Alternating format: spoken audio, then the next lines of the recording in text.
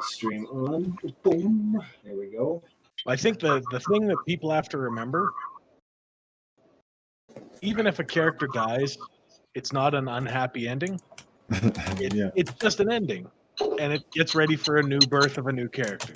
And it's That's true. We're pretty invested in these characters. I don't know how that's going to be a pretty unhappy. The ways you guys have dodged death. The ways you guys have dodged death. It's insane. Anyhow, moving on. It's like interesting for the narrative, even sometimes, you know. For me, it's exciting making a new character always. So like always, I like going through the playbacks and just looking at the expressions on my own face, like for those. Oh, what? Those moments where I'm like shocked and surprised at what's going on. It's like, holy shit! Did they just do that? Did they just say that? What is going on right now? You never know what to expect. That's why adventures are probably. I found the more I like DM myself, that like the less you need to write it, because like you only need to write one adventure, because who knows what's gonna happen like 6, 7 down the road. Like, aside to that, as much as it's nice to have an entire adventure written out, pre-planned, pre-designed, and destined, have an end and a beginning. And then let the content determine itself for sure. The players are going to create everything.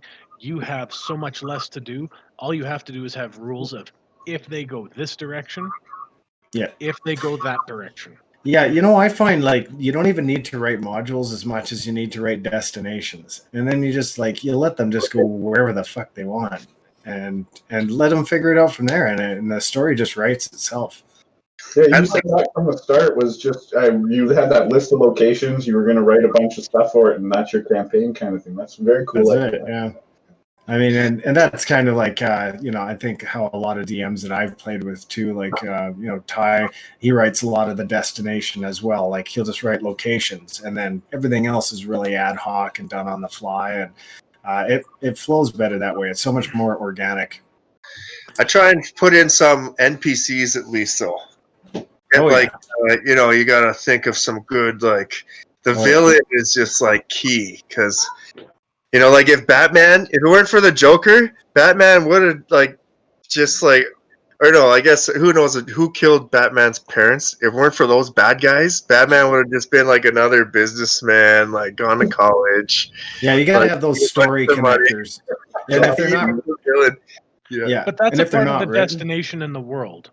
Because what you're doing to create adventure or create adventures, you're creating a world. And if you have a world that's built, and it doesn't even have to be everyone in it. I mean, how many times have you guys come across an NPC and what have I said his name is? Let me go and find out. His name is Rimblethorn Pistolbottom. Right. But a notable gnome, if ever there was one. But the thing is, they meet an NPC, and if that NPC is important enough to have a name or to be a character with flair and backstory and history, great. Then they meet someone, they get this vibe off them, they deal with them. Yeah. If not, I mean... as long as you have the story in mind, you don't really need to write it all out. As long as you know how these people are reacting. If you can imagine them and imagine who they are, like in the moment... That's where I do. I literally put myself in the place of that dark priest or that knight walking down the road or, whatever. Like, imagine you were that person and it just like, it all just flows right out. Well, exactly. Like for the scarecrow thing I just had you guys doing, I had the place, a little bit of history on it, and the rules. The rules of the place. Once you have this, you can't pass through this. Once you have this, you can't do this. Once you have this, you can do this. So just an outline of basic mechanics for the gameplay. And once the mechanics are set out, then the story can write itself. Yeah. J-Man, thanks for joining us in channel. Everybody say hi to J-Man. Hey. Man. Glad you could join us and the rest of the peeps hanging out. So just to recall where we were last time, we dealt with an exploding gelatinous cube, almost the death of Grond. Inside that cube and having been blown to smithereens by Mira Jane's fireball, and now we are kind of sitting amidst the remnants of a recent battle. Mira Jane is slightly wounded. Who else was slightly wounded in that battle with the Dark Priests and the Knights of the Legion of Night? It seems like I keep just getting injured. Nice, good old cleric. Nice. Good thing you have you know what they say, physician, heal thyself. So I got a little chewed up myself. Oh, did you? Yeah, Right. He's doing okay though. But shoulder wound. I do remember that. Yeah. It took he kind of shoulder. Flew himself into the fray there wildly. I don't know what's going on with Bops these days. He's like losing his mind. He got those short sword dagger combo, and he's like, "What? I can use a dagger as a bonus action?" He's just like, run it in there, little psycho. So damage. Yeah, and Grond with his axe in a monumentous final blow to one of these demonic looking high priests, or so they look, was about to get out through a portal, and Grond, I believe, brought that axe down on the back of that guy and basically flattened him out on the ground. And you find, Grond, that you had actually split the symbol of Letharic around his neck in two. So now there's two little scythe pieces, and there's very little of the creature itself, just basically sucks in and dissipates. It's so blanking on this last battle. Oh, Friday was tough for me last week. Yeah. So you guys are literally sitting, and you've got a number of corpses lying around you. 7 people in total, 7 corpses in total. May we go investigate? That was pretty strange. Last time, didn't we need to cast a dispel magic on that scythe to destroy it? Perhaps Grond is getting tougher than by the minute. I knew it, and I give him a whiff of cinnamon in his face. Don't get responsible, guys. More. Well, we can't hear you, Denver. Yeah. He's like, bloody microphone. Damn it, Mike. Oh, wrong mic. The mic, this mic. What'd you say? Are those little nunchucks? Nunchucks and try not. They're actual nunchucks. Oh yeah, That's awesome. Michelangelo. Got some dragons on them. Can you see that? Literally Michelangelo. Oh, he went too fast. Okay, there you go. That's awesome. So you do have the corpses. The majority of the corpses that are left. There's nobody in the Dark Priests. There's none of those guys. But the soldiers from the Legion of Night, they are still wearing the same armor that you're familiar with. The partial plate. 2 of them are wearing chainmail instead of the partial plate. Nope, can't hear you, buddy. I just want to mail you a microphone right now. Here you go. Thanks. Can I get a courier here? I need a 20-minute ship to Edmonton with a microphone for our home slice, Denver. Amazon will be on that soon, don't worry. Oh, it's good. Yeah. Good. Yeah, we can hear you now. All right. Is that clear at all? Yeah. All right. I was just trying to say, Kite's warned in the group she heard more enemies coming from the east. Right. Yep. We were gonna flee, right? Our intention was to flee. More enemies to the east. Is that towards that big cavern? Oh, it's coming. Okay, we gotta go west then towards that cavern probably. Probably just west, came from the west. You would actually be heading north down that hall. Yeah. And north down that hall is where those 2 big doors was and a huge undead Etten in the one cage. Yeah. And that's where those guys came down from originally, in addition to coming east. So they tried the door to the west first. So you know that they came from down below. So we recently killed them. Would I be able to take 2 vials of blood? From what? Any of the humanoids we just killed? Yeah. Yeah, they all seem reasonable. Like they just seem like really well-built, tall, semi-mindless human beings. Most So of them. I'm just going to slice a vein on the wrist of one of them and take 2 vials of blood. They're all still very fresh. You do not find a single gold piece amongst them. There doesn't appear to be any money or personal effects on these guys. But they are armed. So they do have weapons similar to what you had before. There is 5 longswords. Ooh, good right. A morning star. Oh wait, we're probably not grabbing these because we're. I don't think we need to grab this stuff now. You know what? We got tons of weapons. Okay. For now, like we got to get going and like find this skin. It seems like these nights are upon us. We better like think strategically here about battles. True, but there might be something that's at least we should spend 11 minutes and see if there's anything magical and identify. Yeah, I don't think we got time for that there, Emus. Not this time, buddy. Sounds good. I disagree. Hard disagree. Well, he did say there were people coming from the east, so whether or not you have 10 minutes to, buckle down here.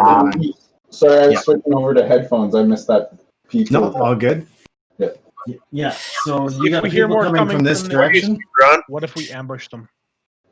That's what I was thinking. Maybe set up an ambush, get rid of them, because either way we're going to have to deal with them. Yeah. Sure. I don't know. What do you think? Let me see if I can spin you around here to where you were. All right. So we were down in this room, and you had discovered 2 secret doors, one to the north and one to the west in that room. That was that like lab or something, right? Yeah, well, yeah, that's what that was. And then you guys were up here in this room where that battle took place. And up here is where you've explored. And we hear people coming from down from the bottom, basically, right? Yeah, and with Emus's owl and stuff, he had managed to Send it down the hall. Yeah, he had managed to find a cavern down here, past a bunch of cells and what looked like some unfinished construction down here. And there was a fairly gaping chasm here as well. Which is also where those enemies came from. This, or did they just pop out of a portal? I don't know. Now, all you saw was I think we should check out that cavern. So they came from down here. That's all you know. That's where you saw that priest levitating in. And down below is where you can hear the noises of somebody else approaching. So that would be on here, over here. They're coming from this direction, or at least that's where the sounds appear to be coming from. What if we ambush them at that cavern? They come in, and we sneak up behind them from those cells, and we just force them back into the depths of the cave. This is the room we're in right now. If we can draw them in, ambush them, we can catch them in a bit of a pincer strike. This is going to be our best place, especially that way we don't have to move around too much. We don't have to make too much noise. Because for us to get into that other room beside us, it's pointless. This room right here is the best one to ambush from, right from the cages, or right from just outside of their view range. What about, though, if we move out of the door to the west, and as soon as they open that door, we light them up, and then we at least have an escape going north as well. Otherwise, they can surround us again from both doors. See, here's the thing, though. If we can forcibly bar that other door somehow, Grond is actually going to look at trying to do that right now then. Because right now, if we give up, how do you put it? If we give up this large expanse, we can't close a trap around them. We can't close a noose or a rope around them. You know what I mean? So for a proper pincer strike, we have to be able to hit from both sides and force them to defend everywhere. Okay. So that way, when they come into the room, we can hit them as much as possible. Well, who's on melee, though? We got, I guess, 1 Grond, 2... Calyndra. Mara Jane, I think, can be a little bit melee. Are you melee? Okay. Sorry, I can be what? Melee? Hand-to-hand combat. Yeah. Right. With having to do close combat, it is dire circumstances. I do have... Sorry? I was just going to say, what if we post myself and say Mira Jane on the south side of this, the cage room, Kite and Calyndra on the north side, Gone Bops and Emus on the north side to give support to both sides of the group. Yeah, okay. Do we know the where it's coming? Do we know what's coming yet? We don't know. No, it sounds like footsteps running, and it sounds like heavy footsteps. I'm going to see if the owl can get a first eye on it, and I'll stay beside Grond, and just in with so I can hold him and make sure that if anything's coming, he can let me know. So I'm going to send the owl that way with my vision. You send the owl down this way? So where the sounds are coming from. Yeah, so your owl flies down this way, and it takes no time at all for you to circulate that or cycle that owl up and send it down. And you see that there's 3 other soldiers from the Legion of Night running up this corridor. So they're about here right now. All right, let's get in position. Make a minor illusion of herself kind of moving down the corridor, and as soon as that illusion would come into viewpoint of those knights, she's gonna beeline it, would run back into the room. The illusion. Okay, so you're sending the illusion here, and then it's going to run back once they see her. Okay, so perfect. Grond is going to bar the door on the other side. He was going to be doing that while Emus was doing his scouting. Okay. So I let the group know what I saw. All those soldiers. And I'm going to put also. Oh, I'm going to put another illusion of like Grond. Just like at that door that he's barring, so when they open it, they'll see like an illusion of Grond. So you're barring this door here? No, the north one, or the west one. I mean. Okay, so this one over here. That's the one, right, Grond? And you guys are standing on the opposite side of it. So Grond and Mira Jane are on the north cells. And then everybody else on the south, right? So you're up in here or over here? No, Grond is going to be blocking that door over there. Okay, so this is Grond.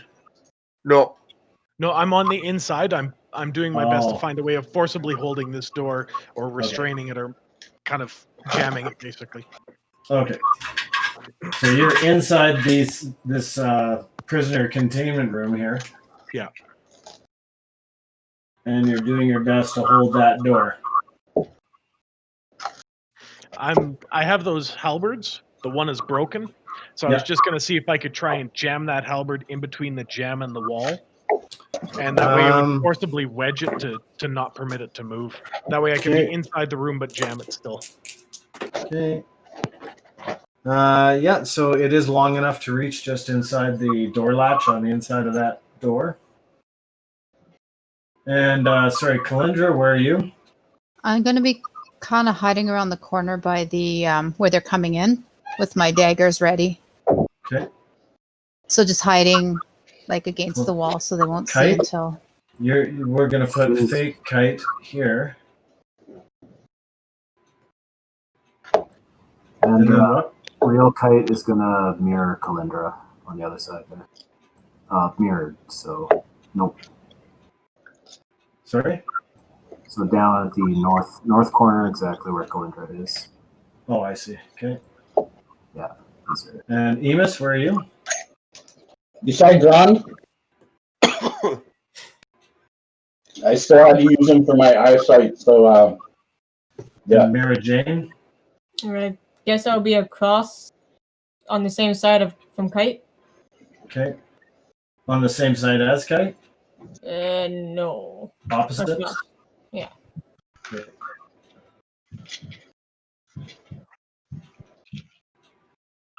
Man, writing with my left hand is fun.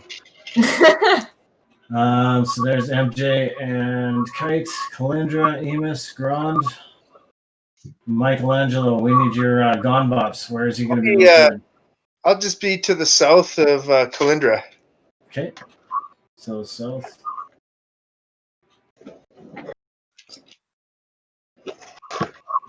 I got your back, Calyndra. Okay, so all of them failed their wisdom checks, so they all see Kite's illusion, and they immediately and just hammer it down the corridor towards Kite's illusion, which heads back into the room, and they follow. So as soon as they come through, you guys have one here, and one just coming in behind them. And he's a slightly bigger boy. He looks to be about close to 7 feet tall. That last guy. Pretend to be surprised. Pretend to be surprised. Yeah. Performance check, perception check.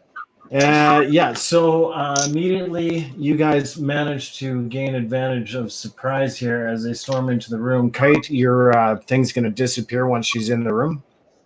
Okay. She vanishes and basically ends up with 3 of these guys standing right in this area here. So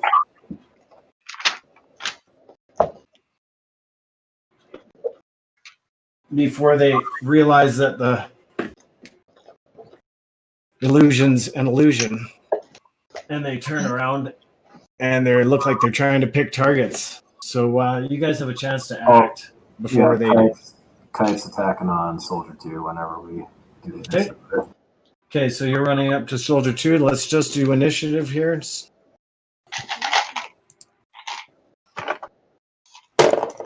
Not 20, so 24. 24. Oh, not 20. 23. There we go. Hey, Maggie. Gareth. Nat 20, buddies. That was who? Jace? I got 13. 13. And Gone Bops, 23. Kite, 24. Calyndra? 21. 21 for Calyndra. Mary Jane? 14. 14. Look at that. Nice. And who we got here? Emus, Calyndra, MJ. Oh my goodness. Grond. It's Sorry, buddy. friggin' starting again. 5? You need new dice. Another nat 1. Oh, That is rough. For sure. Hey, everybody. Thanks for stopping into the channel. Thanks for stopping by. All right. So the soldiers swing in and they look every which way, but Kite is the first one to react, runs up and attacks soldier number 2. Roll. All right, she's going to be a flurry of blows in here, so I'm going to be a few attacks here. So I have a quick meta question. Do we get 1 round before they react? if we surprised them. Yeah. Okay, because if not, I'd like to do something before they enter. No, you guys all essentially got a chance to attack, and your choice to do anything before they enter is passed already. Thank you. Yeah. So, soldier 2, and what did you roll? Okay, How are you attacking? Flurry of blows, and I'm just rolling the 4 dice here. 1 second, just mathing this out here. Yeah. Nice, crit. Oh. And last one.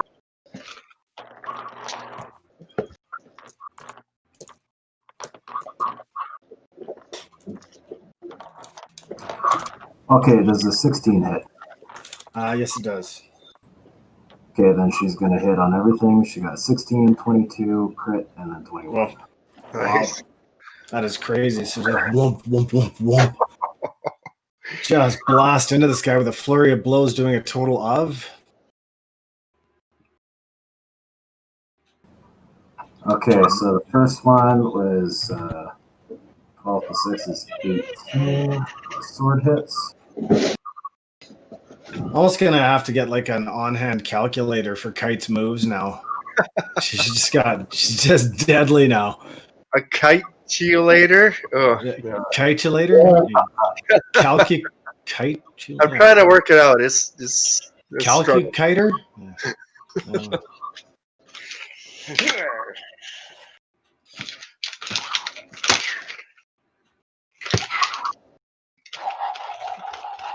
See, like on camera and live doing stuff like that is where the most hilarious things are bound to happen.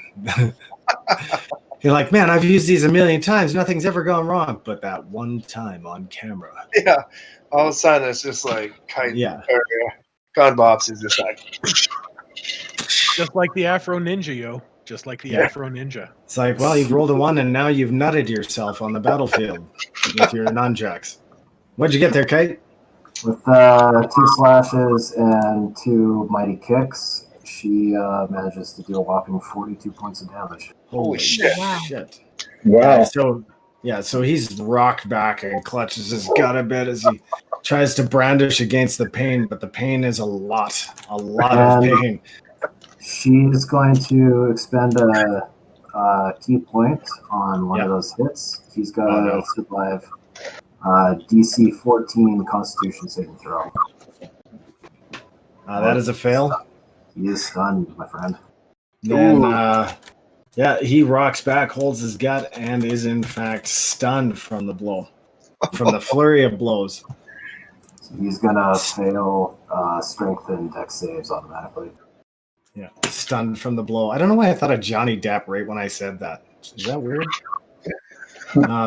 Anyway, the other two, like one looks to the left and notices Calyndra, and the other seems like immediately looks at Emus and says "Mage," and then runs in your direction. But it is Gonbob's turn. So I am going to try to freeze all of these dudes in their tracks with a hypnotic pattern. Okay. So I play think that is a 20 by 20 foot cube. Or it'll definitely. I'll be able to like target it, so just the 3 of them like are in it. So okay. Yeah, seems where they're situated. Pretty easy to do. Maybe 15 or 20. I can't remember, but yeah, they're like kind of close together. So they gotta make a 15 wisdom save, or they're hypnotized. Okay. Well, Soldier 1 makes it. Soldier 2 does not, and Soldier 3 does not. Nice. Okay, rush. I'll just yell out. They'll don't hit them. Okay, just focus on one at a time. As soon as they take damage, then they'll snap out of it. Okay, so those 2 guys are hypnotized, and Soldier number 1 is making a move for Calyndra. Emus, you saw that guy lock eyes with you, and he's like mage, and all of a sudden he's just in a daze, trapped in this mental fucking jungle gym of colors. Oh, and then sorry, is what you're saying? Yeah, I'm just gonna run over to Emus, finish my turn right next to his shoulder because I see him exposed and I can see he's sweating, and I'll be like, "Don't worry, Emus, I got your back." Exposed. And I still got yours, Calyndra. I yell over. Yeah, don't worry, I got lots of backs. Nice, lots of backs. Yeah. All right, so we are over at Calyndra. You see this guy lock on you, and he's like running right at you. Long sword in hand, shield. And that look like he might not be there to sell you some cookies. Yeah. It's 20 with the poison dagger. That is a definite hit. The man winces in pain as the venom courses into him. He also failed his poison save. Okay, 21. And the second dagger is a 24. Okay. That's a bit of insanity there. 7. Yeah, you weren't sure if this guy could go more paler white in the face, but you see his face go a bit pale as the poison courses in, and you've definitely done some damage. He runs up to slash you with the sword. You basically pound a couple of daggers into him. And you're locked in with him as we move to... I'm going to take my bonus action disengage and move more to the north. So more to the north would be this direction towards him. So you mean south? Oh, I meant west. Sorry. West. Okay. So we'll say. Calyndra Yeah, is that over W by- looks like an N, eh? I know, right? It got me too. It almost looks like you guys are spelling cabbage. Cabbage. My cabbages! Yeah. Okay. Now we are at MJ. You see all this go down? So Go you after- don't want the hypnotist ones to be hit? No, you these two don't. are hypnotized. Hit Soldier Okay. 1. Take him down first. We kill him one at a time. As Okay. Bops yells this out across the battlefield. Okay, well, since he's so far away, I do my typical cleric thing and do Sacred Flame. Sacred Flame. Always a welcome addition to any battle. And you see that pillar light come down and boom, light this guy up with a holy light, doing how much damage with the failed? 16 radiant. Holy. On Soldier 1? Yeah. Yeah, he literally lights up and his flesh peels off his neck, right up over his face, and he is consumed with that fire for a few seconds before the magic dissipates and he slumps to the floor, dead. Nice. Woo! Right. We're left with 2 soldiers now. Go after Soldier 2. He's just hanging on by a thread. Yeah, he is definitely hanging on by a thread. The other guy has not been affected at all, and that's the big guy with the morning We'll gang star. up on him. Yeah, so it is now MJ. It would be normally their turn, but they are unable to go, having been dumbfounded. So Emus, over to you. What about You see Grond? these guys. Grond is on. Grond is after Emus. Oh, okay, sorry. Yeah, no worries. So we're going after number 2. And I'm going to move behind Calyndra about 5 feet, but I'm going to cast a spell first. Toll the Dead. Keep it a cantrip just in case we have to get down and dirty later. So this one's a wisdom save at 16 for S2. That's a fail. All right. Nice. 12 plus 9. 21 The points. plus does not matter as you see blood go out the sides of this guy's ears and he just collapses backward. Boom, dead. Beautiful. Nothing like the all popular boom across the room. So yeah, I move behind Calyndra, and then I'm going to ask the group, do we want to learn anything with this last gentleman?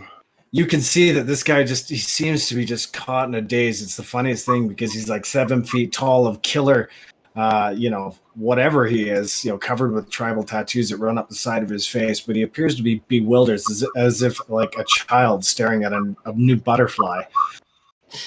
We can learn the color of his blood. Yes. I like even the gnome is like getting hardcore now. Like Kite kind of, Kite has had some issues of late, but even the gnome's getting a bit dark. Yeah, You guys destroyed my home and all my people. It's about time I get some payback with my tough. We don't want to learn why they're here. Oh, we know why they're here. They're after that cursed, gross piece of skin. Same thing we're after. And they're going to die for it. Where it is. You mean piece of art? Yeah, whatever, Emus. No. I'd be worried about Emus bringing that thing home now. Yeah. Come on, I want it hanging in my bedroom. Beautiful. So, Grond, it is your goal. You're muted, Ty. Grond does not care if this guy lives or dies. He knows that we are going to get nothing from him because they roll like that. So this is how we roll. You don't have to roll to hit if you're going to strike him. Axe right down on the head. Gonna try and bisect this guy. Okay. Yeah. So down. Yeah, so I will roll for that strike and got a solid 20. So I'll say you guys split this guy's head straight down the middle like a ripe melon. With nothing up to defend himself, he managed to bisect not only the helm that he was wearing, but most of his skull as well. Nice. So yeah, he just drops to the ground, that same dazed, whimsical look on his face as he slumps to the ground. I do a little dance and fiddle in celebration and then be like, okay, off to that cave. Now dance, the macabre dance of this like a gnome going ultra dark. Do we hear anything else? Do we? Yeah, somewhere you hear the Emperor going, "Yes, let the dark side flow through you." Yeah. So you don't hear anything else other than when the battle kind of subsides. You're standing there for a few seconds, and then you do feel the ground shake again. Oh my goodness! Just for a moment. What's that, Mary Jane? Yeah, it was just a minor tremor this time. Didn't feel heavy. I think we go back to that room with the undead giant in it, and I think there might be something potentially in that, because there was 3 rooms off of that one room. 2 rooms, and then at the end of the long hall there were those cells, and then it looked like they were expanding the need for cells further, and that it by all appearances it looks like they uncovered some kind of chasm that they couldn't rightly construct around. So they stopped. I'm thinking the one with the secret doors, undead giant in it. Oh yeah, that was down here. Mm-hmm. Yeah, that was down there. Yeah, there's 2 huge doors on that side with the window slats in the front. And that's. But on the inside of his room, you said we found there was doorways, right? Nope. Oh, I was confused. Cell. Yep, no doorways from that room, other than the one that couldn't have been used to bring him in, but it's a very large door nonetheless. Yeah, and Grond had already deduced that last episode that there's no way that they could have physically brought some of these things into these areas through the castle. There's just no apparent way that you see. I'm going to go to Calyndra and I'm going to be like, Calyndra, how about me and you? Let's go sneak into that chasm and see what... I swear, that deep chasm, if an evil piece of skin is going to be anywhere, it's going to be in like an evil descending pit. But if we leave things undiscovered, we might be leaving behind keys that are crucial to our continuing of the path. I don't know what kind of keys we can find in these cells. These are just like cells full of zombies, I think. But there's those 2 hidden doors in that other, like that lab type where we found the liquid. Oh, yes. So, are you guys going west or east? Who grabbed that liquid? I think either you or I have it. I didn't grab it. Then I'll have it. Okay. All right. So, are you taking or touching that broken pendant of Letharic? I don't know if we need to this time. Let's focus on that skin. But if someone's going to grab that, I'm going to grab it because I'm familiar with his tricky ways. I get advantage on wisdom saving throws.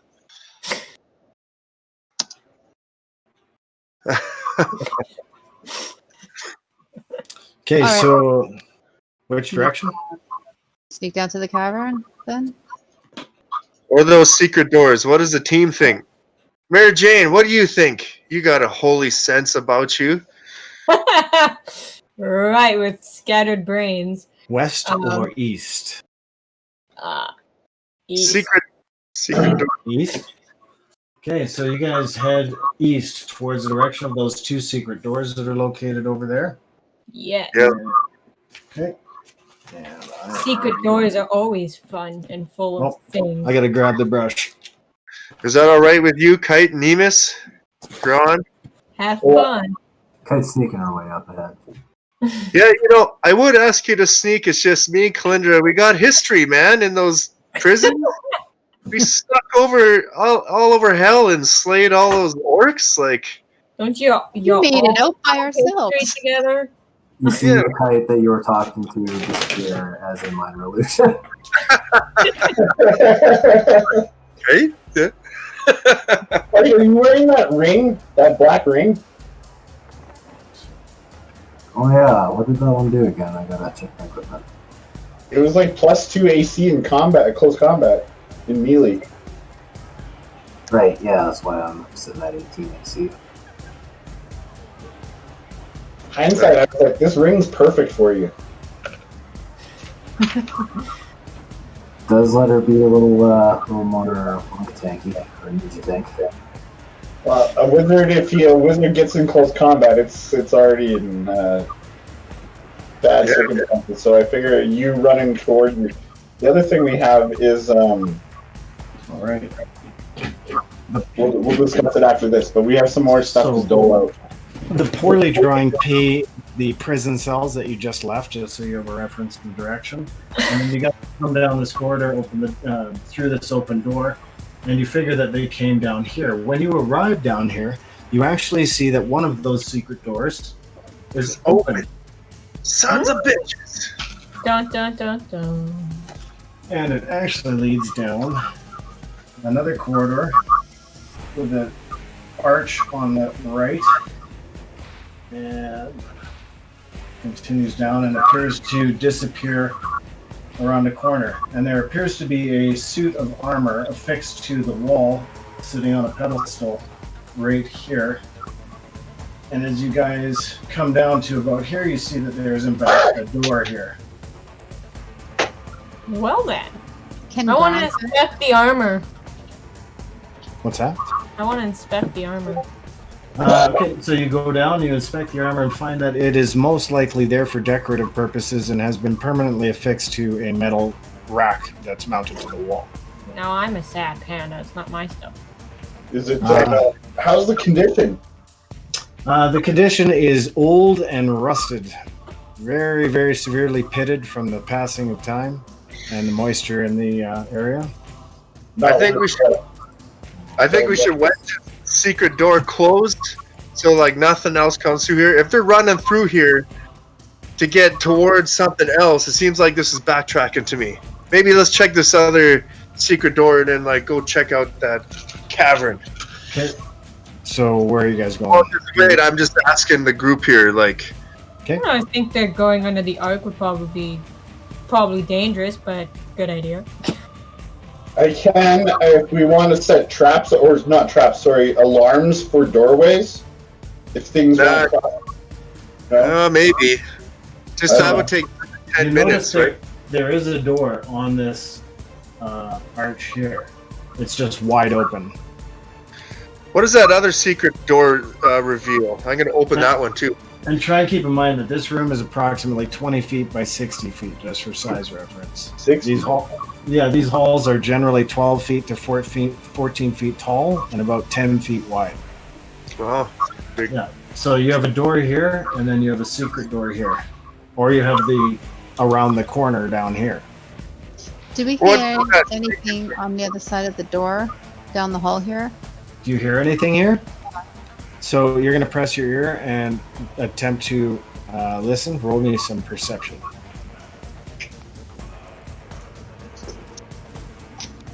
Oh no. Well, it'd be a 9. Okay. You do hear the slight drip, drip, drip, like a boop, boop, of water hitting a puddle somewhere beyond the door. Wet in there, okay.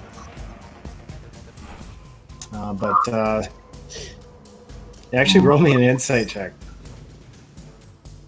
And I'm going to be opening that secret door too while they're searching around there. 8.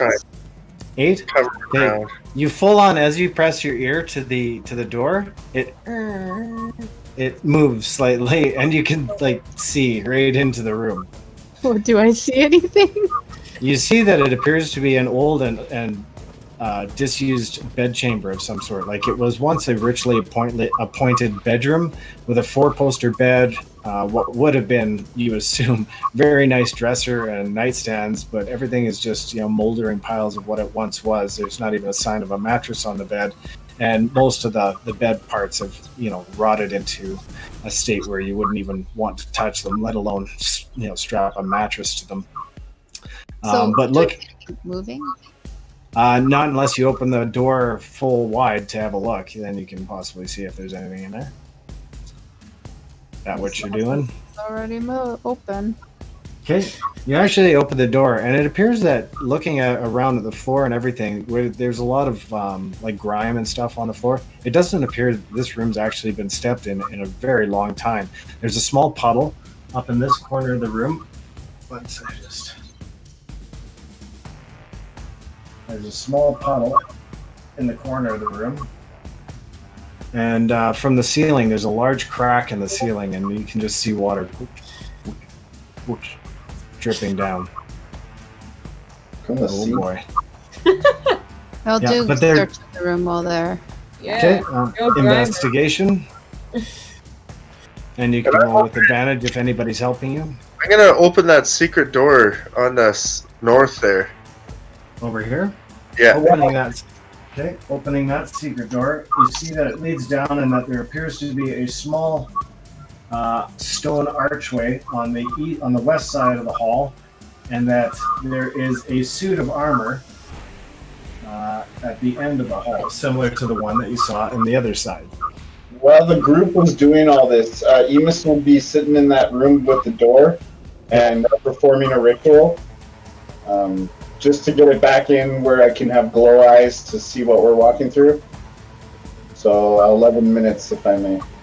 Okay, so you start doing that while the rest of the gang is searching.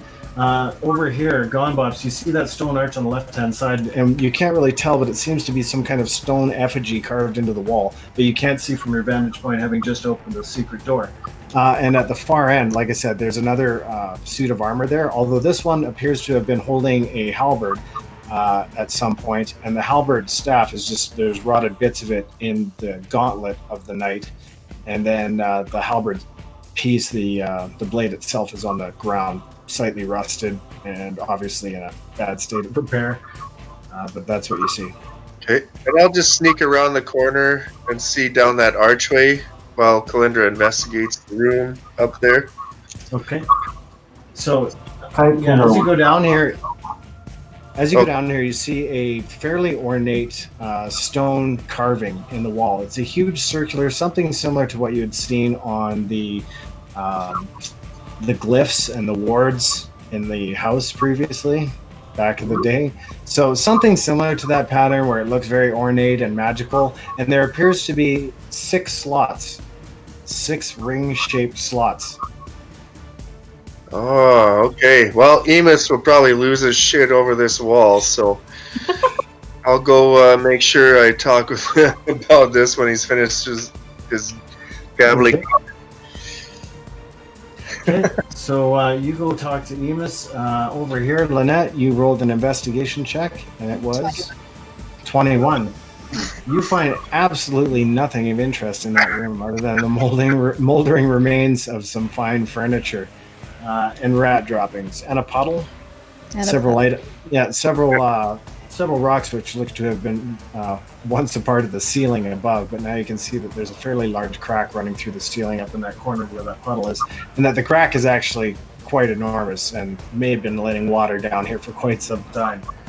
And then as you're down this hall, you can see a little bit down here, enough to see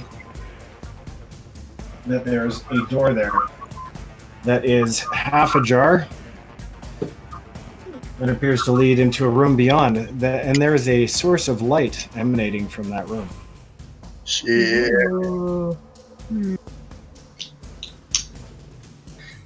That's probably where those knights came from. Or there might be some still there. Yeah. Maybe sneak up ahead and take a peeky peek. Did Emus want to send his owl or whatever? I'm too busy dancing. You're dancing? Okay. I'll sneak up then. Okay, so you sneak up and you, peering inside the door, there is looks like a newer wooden table that's been set up in the middle of the room with a large number of papers on it. And the rest of the room appears to be a disheveled mess. Everything else is mildewy, wet, old, and in a fairly rotten state of disrepair. And there is a large bullseye lantern set on a chair just on the one side of the table. And it looks like they may have been reading whatever's on these papers. Papers! Do I see people in here right now? No, you don't see anybody in here. They might be invisible. What's that? I'll quietly step into the room. Okay, so you step into the room and you see that there appears to have one time been a number of bookshelves lining the walls. Most of them have rotted and fallen into a state of disrepair, but a number of the books still retain some of their book-like nature. With, there's some remnants of books, but they're not complete. And looking at actually, I'll get you to roll an insight for me again, please. So bad. I have no insight. That would be 4. Okay, so yeah, you just notice that there, there's some of the pages that on the table look fresh, like they've been freshly written, while the rest of the room is moldering and in a state of general disrepair. There is a door on the other side of the room. So Emus is going to lose his shit in 2 directions now. I know, I was just going to say that. Like, wow. And that door is also open. What time to choose to dance? Damn it. And you can see just beyond that it leads down a short corridor to another hallway. So these pages that are on the table, they're like new paper? Like they're not so yeah, they look somewhat familiar. Like you're looking around and you're like, there's something about this, but I don't know quite what it is about these pages. Now the pages, looking at them, they seem to be regarding the dissipation of magical glyphs. You can read some of the words are in common and they describe some kind of magical glyphs, and then go on to describe methods of breaking the magical seals. However, most of the pages look like they're quite random, and they've either been reshuffled or need to be shuffled back in proper order or do not belong together at all. I'm going to just kind of gather them together and just tuck them away for Emus later when he's done dancing. Okay. And doing anything with the lantern? No. Okay. Leaving the lantern on the table. That's fine. And you make your way back out in the hall towards where Emus is? Yeah. Or was I by myself? As far as I know. Yeah. So that, I'll take the lantern with me then at that point. Okay. So the rest of you see this source of light emanating down the hallway and you see Calyndra coming down with and you're probably about done, Emus. A bit tired, okay. Yeah, so now I have glow eyes for anything that is magical. So I see you guys light up like Christmas trees, obviously. Yeah, you would definitely see some items and such. My personality? Yeah. Just a beard, just emanating a rainbow glow. Now, you were in this room, were you not, when you were doing that? Yeah, with the door. Okay. You actually see a large volume of glow coming from this stone sculpture in the wall from down here. You can't really tell it's a stone sculpture, but Bops is walking back from there going, "Hey guys, I just saw this really cool stone sculpture." Yeah, Emus, you're going to lose your shit over this over here. So I already see the glow and pointing that out. Shall we walk over there? When I come in, I'll be like holding the papers. Emus, I have a present for you. Then Google-eyed Emus now looks at some papers. Yeah. How's your guy feeling, Emus? You're all healthy and stuff, right? Yeah, I was full right now. Roll me an Arcana. Arcana. Hey, that's something I'm really good at. Thank you. And I'll need it 17 plus. Arcana 8, so 25. 25. Okay, well, you looking at the pages, you can tell that most of the pages either do not belong together, they cannot be shuffled into any order that you can discern, but that they belong to a multitude of volumes and seem to pertain to the glyph described by Elsith as a type of key glyph that requires 6 rings in order to unlock. Oh man, I counted our weird. I counted how many rings we had before the second, right before the second. Okay, glyph describes with rings. Key, Elsa. Denver twisting his mustache is highly meditative. I'd like to hear in chat if anyone else is getting that. Like, I feel soothed, just like, yeah. It is very relaxing to do as well. Yeah, no doubt. I'm like, I should grow a mustache now. Britt's like, yourself with all your heart, and you too can do that. A few questions about these pages. Are any of them written in what language do I recognize? Most of it's in common, but some of it is definitely arcane symbology. And per page, do we know how filled the pages are? Is it a lot of words or is it a little words?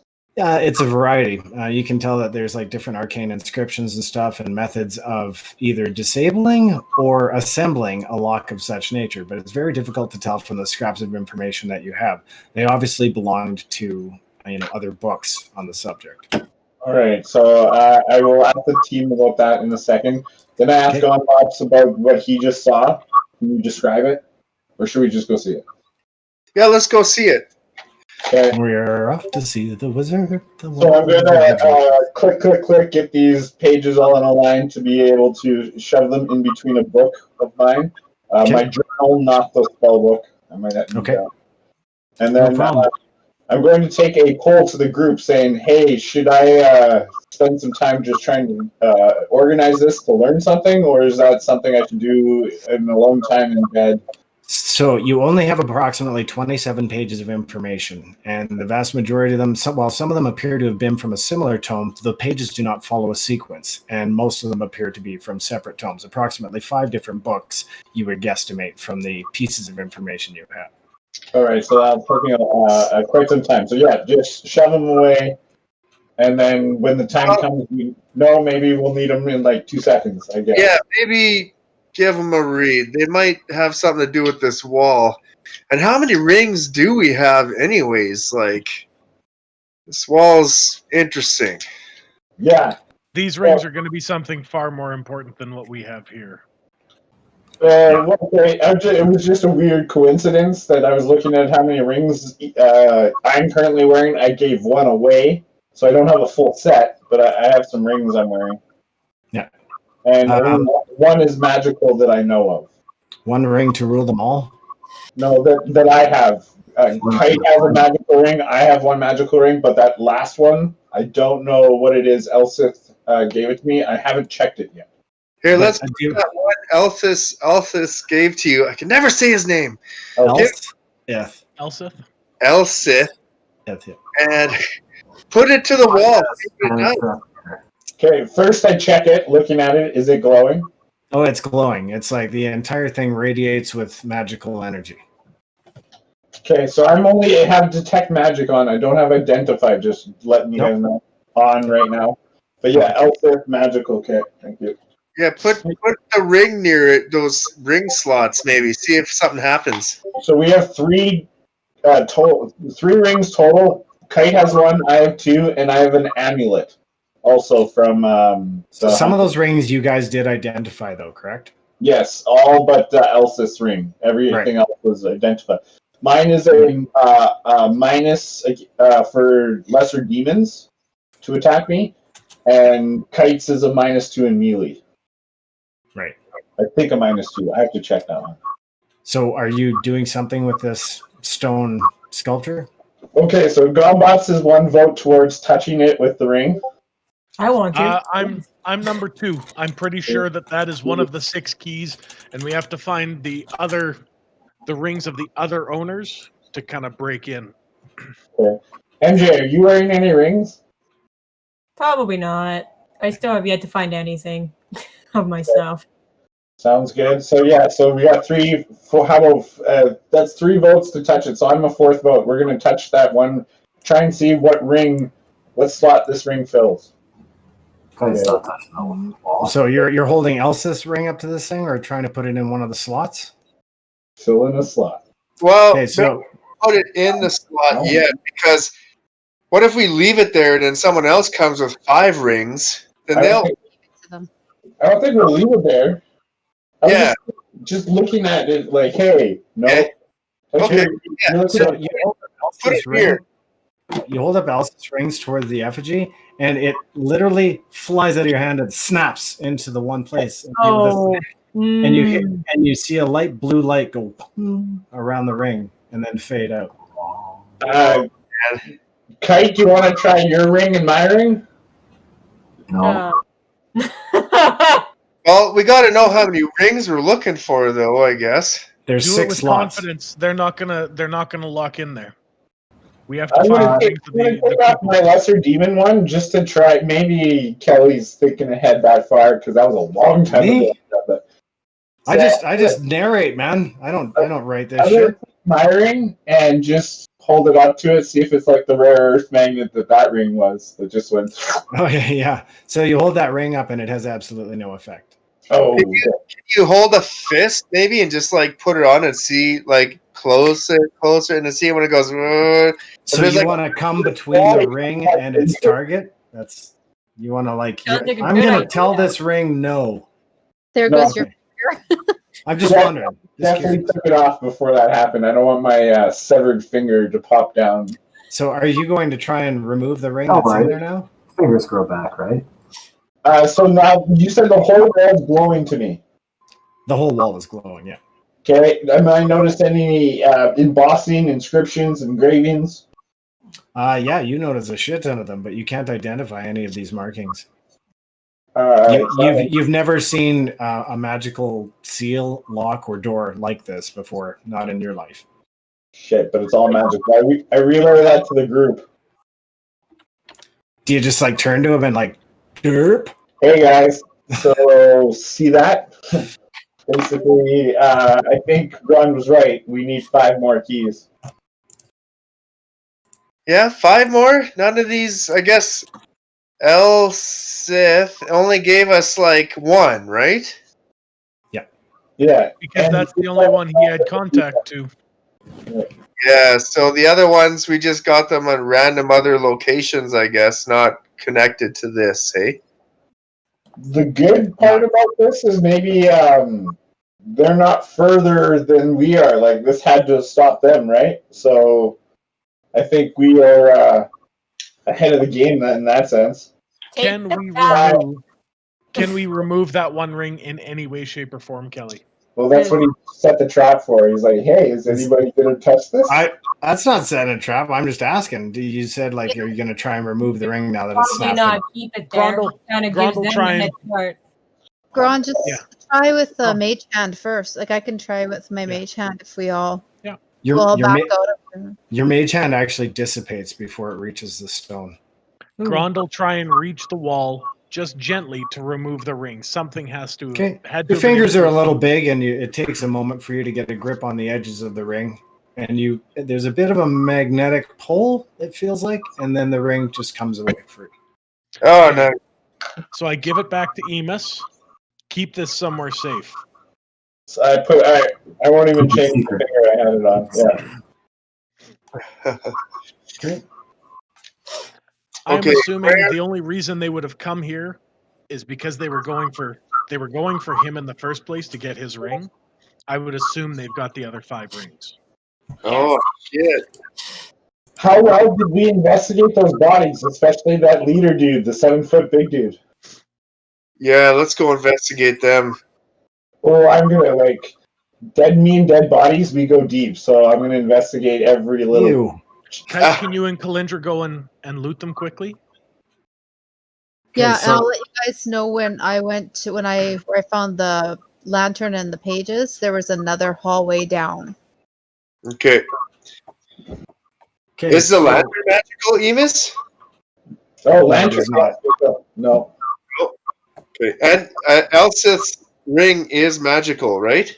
Yes, but I don't know what magic right now. Maybe Emus should go with Kite and Calyndra, or we should all go so he can detect magic and see what rings we might need or something. So you guys are going back to the soldiers? Okay. So search through the bodies. All of those bodies, there's now 10 bodies in total. The mage is basically the one that came into the portal disappeared. He's gone. The other one fell under Grond's halberd. He's gone. And the soldiers on the ground, they all have a long dagger, which does not radiate magic. And there is 7 long swords, 2 morning stars, and a long spear. And all of those radiate magic. It's a low magic, but it radiates magic. No swords. Oh, did I ever pick up that carpet thing? I'm probably. Nope, it's lying on the floor next to these bodies. Okay, I'm gonna pick that back up. Okay, you roll up there. I'm gonna use the rope that I try to like strap it to myself that I took from the thieves. Okay. The rug of the phoenix. Yeah. Okay. So other than that, you don't find anything of interest other than the circlet that is around the neck of all of these guys. I wonder if those circlets are those magical? They are. Yeah. Chokers. I wrote them down last time. Would those? Yeah, they're just circlets. They look like they could have been turned, sideways or whatever, and worked off of the neck. They don't look like they were on there permanently or in a way that these guys were prisoners or unable to take them off.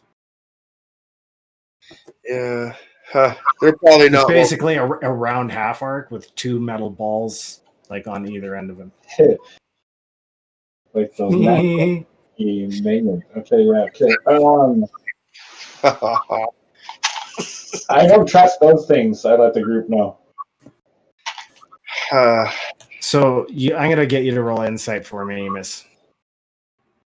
Just because they're magical and they look like jewelry, I don't. 12. Okay, so I'll kind of give it to you. You guys had already talked about this. So the last time you had one of these guys held prisoner, and the only guy that was left alive, basically sucked into himself until he was like nothing. And it seemed to be, and you guys kind of pieced together that it seemed to be that anybody that was left alive with one of these around their necks was not going to fare well. So this isn't where we find the rings, I guess.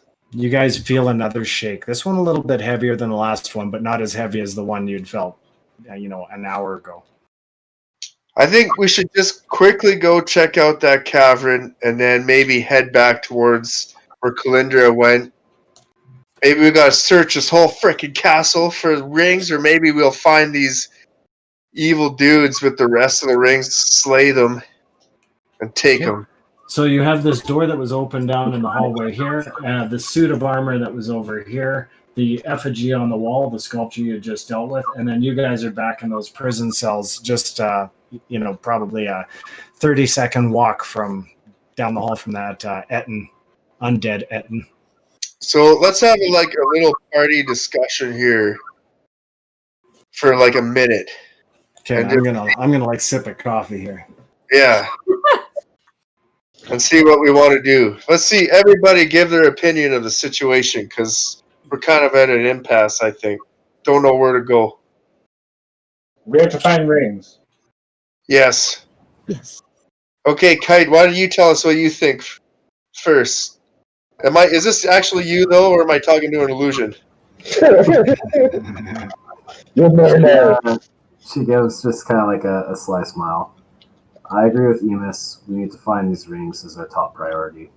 I think he's correct as well that if we haven't opened that door yet, and if we have one of the keys on our hand, it means they can't get into there yet either, that we know of. But we should still find these rings with all haste, and I suspect they might be here. Yes. So how far can you teleport, or like? Well, teleport is only limited really to the amount of, I think it's like, somebody say 3 leagues or something like that, 3 miles. Well, Calyndra just saw her like popping from one place to another, so. Yeah, for me, like teleport, it just has to be somewhere you have seen before. Oh, that's somewhere. Are you specifically asking Kite's teleport though? Yeah. Oh yeah. Shadow jumping. Talking about shadow jumping. Right. Different thing altogether. To move swiftly through the shadows. There's a long shadow down here. Just for meta-wise, it's 60 feet. If she's in dim light or shadows, or dim light or darker, She can teleport up to 60 feet to an unoccupied space that is also in dim light or darkness. Yep.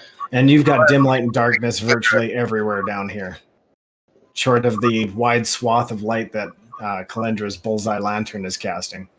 What do you think, Calyndra? What are you thinking? Well, I'm just wondering, like, if Kite just took a quick pop down just to see what's in that. Down here? No, in the chasm or whatever. Oh, down in the unfinished cells where I don't know what we're doing right now. That's a good plan to maybe just quickly go down there. So try to think quickly, right? To move as fast as we can. Well, what about the owl? We could send the owl too. Yeah. Yeah, that just takes a shake of the sensor. So the owl has already been down that way once. You know that, but it hasn't been down there since those guys showed up. I think. Let's go. What do you think, Grond? I'm just going to point something out here. Whoever made this place, they were very unlikely to leave their rings just lying around this place. Okay. Yeah. Like Elseth, they would have taken them with them wherever. The only potential exception to that is if they made something essentially indestructible as a juggernaut, as a final protector of a ring, something that could be lethal in return against something with an aggressive physical defense. They might have left one of them here in hopes that people who were searching for this treasure would have been like, oh, well, we can find 5 of these rings, but we can't find the 6th. What? It's protected by some sort of a massive juggernaut of some sort of. But, It would be the only time there would be one potentially here. I don't even know if this castle was built specifically to hold this skin, right? It seemed like Elseth was the one who put it in here with a bunch of other mages. So, but those mages got together and basically said this thing has to be stored away for forever. So there's no way they would leave the keys just strewn around this castle. Yeah. Maybe the other guys already have the 5 rings and they're just waiting on ours. That's right.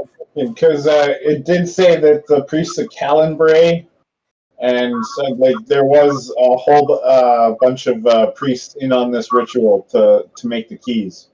They probably spent years looking for them, and they already have them, and they just don't have ours. How many years has this guy been dead? How many years has Phil had a chance to search these rings out? Yeah, like 1,400 years. If I may. There you go. What's that? If I may offer another idea then, because Grond is a good point. Perhaps we should instead be searching for more of these knights and any sign that there's been any entry into the tapestry. Because if it's still well protected, then maybe we can just leave it here. I think this archway here, once we put those rings in, this wall's disappearing. Yeah, me too. And I'm pretty sure the tapestry is going to be hidden behind this. Yeah.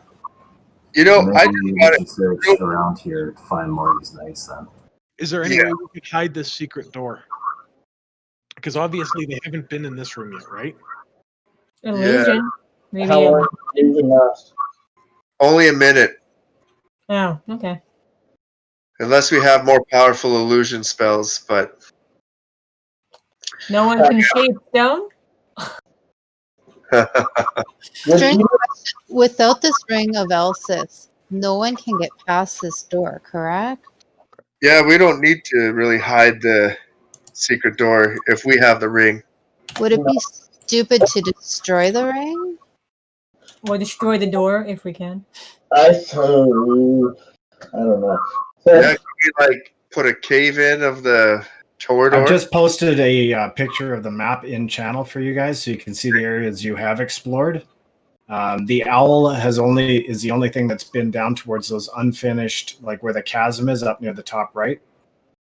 The owl has flown down there and seen next to nothing, but you guys brought him back and you haven't explored down there.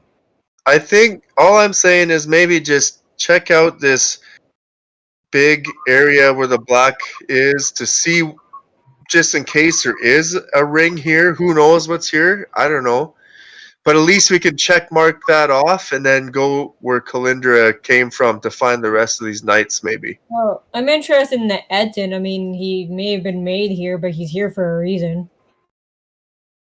Yeah, now do remember that in the previous lab-type medical facility areas that you guys were in, you were getting the sense and the information that they had been experimenting on a wide variety of creatures, attempting to combine creatures to make other creatures. He's still alive for a reason, so...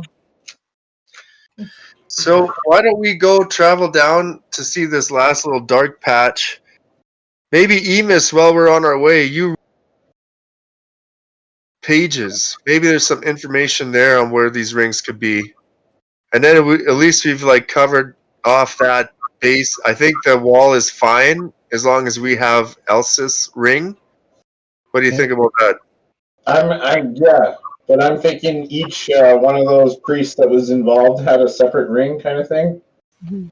So we got to maybe check on the state of Calendra's Wizardry Council or whatever, so something like that.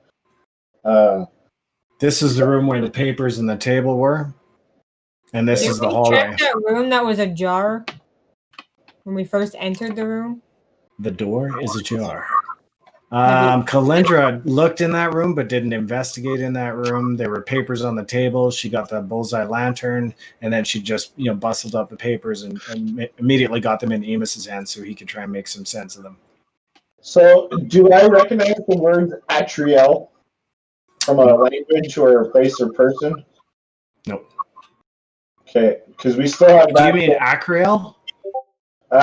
Maybe it was Acriel. I wrote Atriel. Oh my god. Acriel. Acriel? Yeah, Acriel. Acriel. That was the inscription in the Elvish in that silver ring? No, I don't believe so. Thief 2. So when there was a orc berserker, orc captain, and a couple thieves and Thurgar. Yeah. One of the rings I got, that was the pinky ring, or that I wore on the pinky. It was a silver ring inscribed inside in Elvish. The script read Atriel, Atriel. That could be wrong. Perhaps the name of a place or person, and then 4 vegetarian rations. Does that mean anything to Calyndra? Nope. Okay. I think it was just the name of a place or person that we don't know. So where are you guys going next?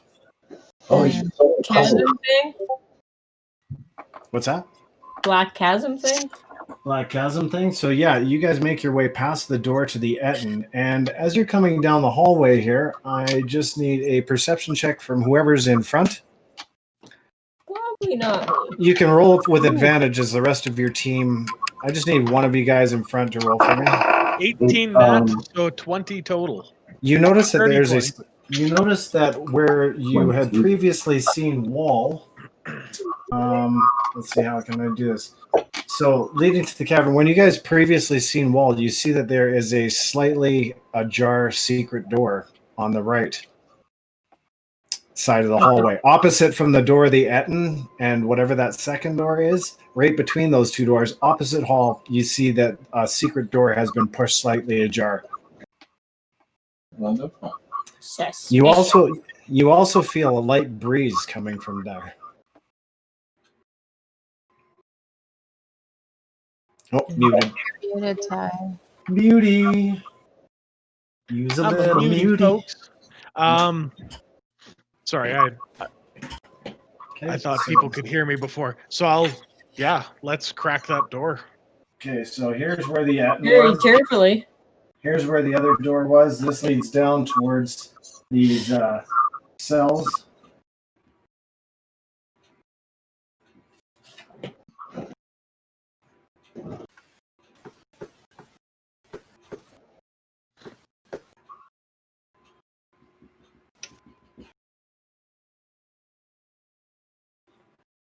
And you guys find that secret door? There, slightly ajar.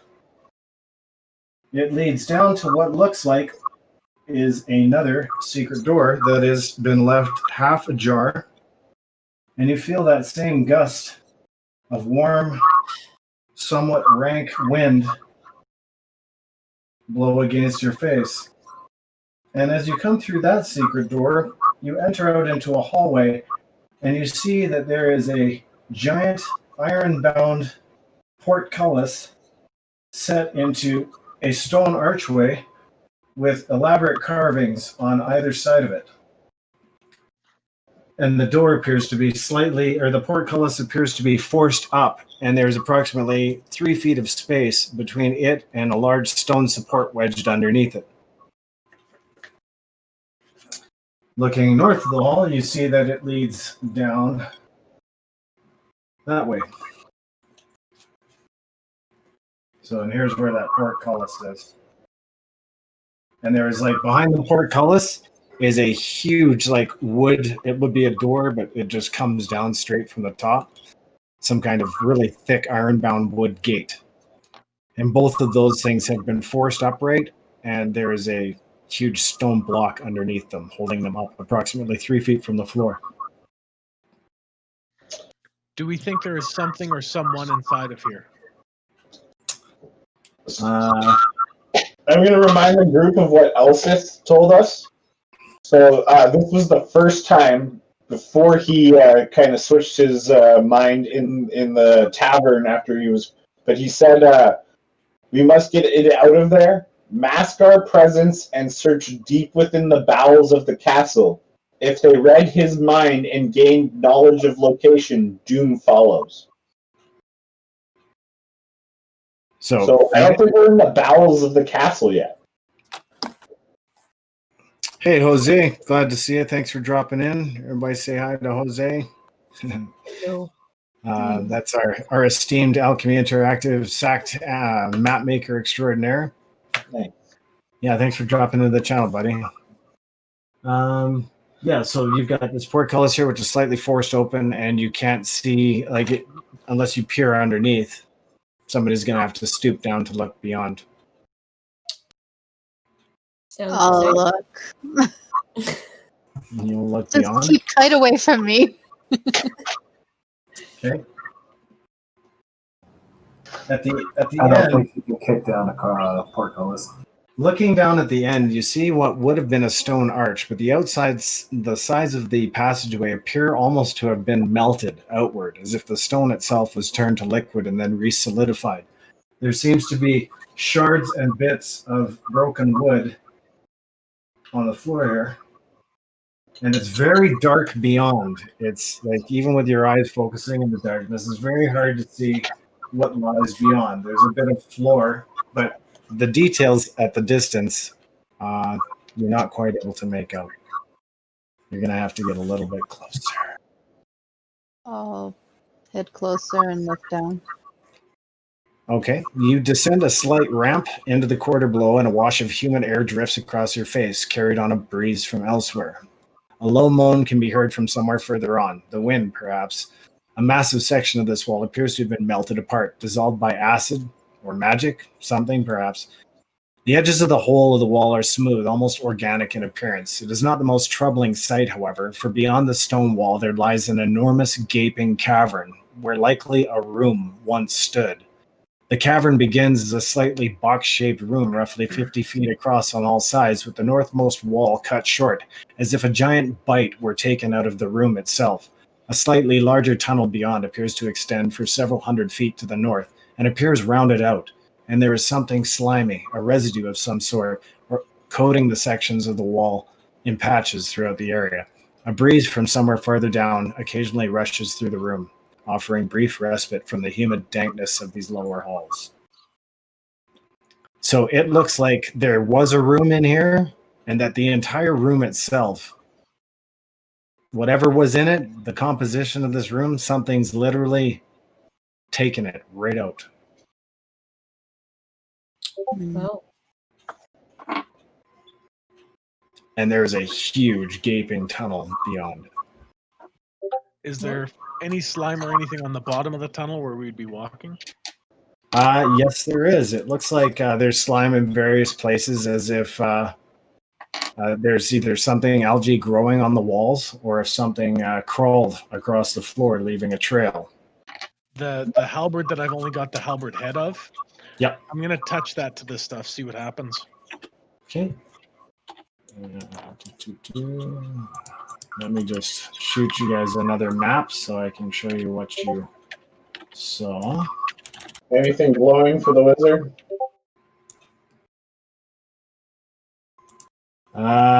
Yeah. So you get the sense that there was magic in this area. There are faint motes of magic all over the place, but you aren't getting a discernible reading from any one physical location. Let the group know that I'm confused. Right, Lisa. Masking their shit. Okay. And just give me 2 seconds. I mean, you here. gotta go in deeper, so I'm sure that this is probably the way.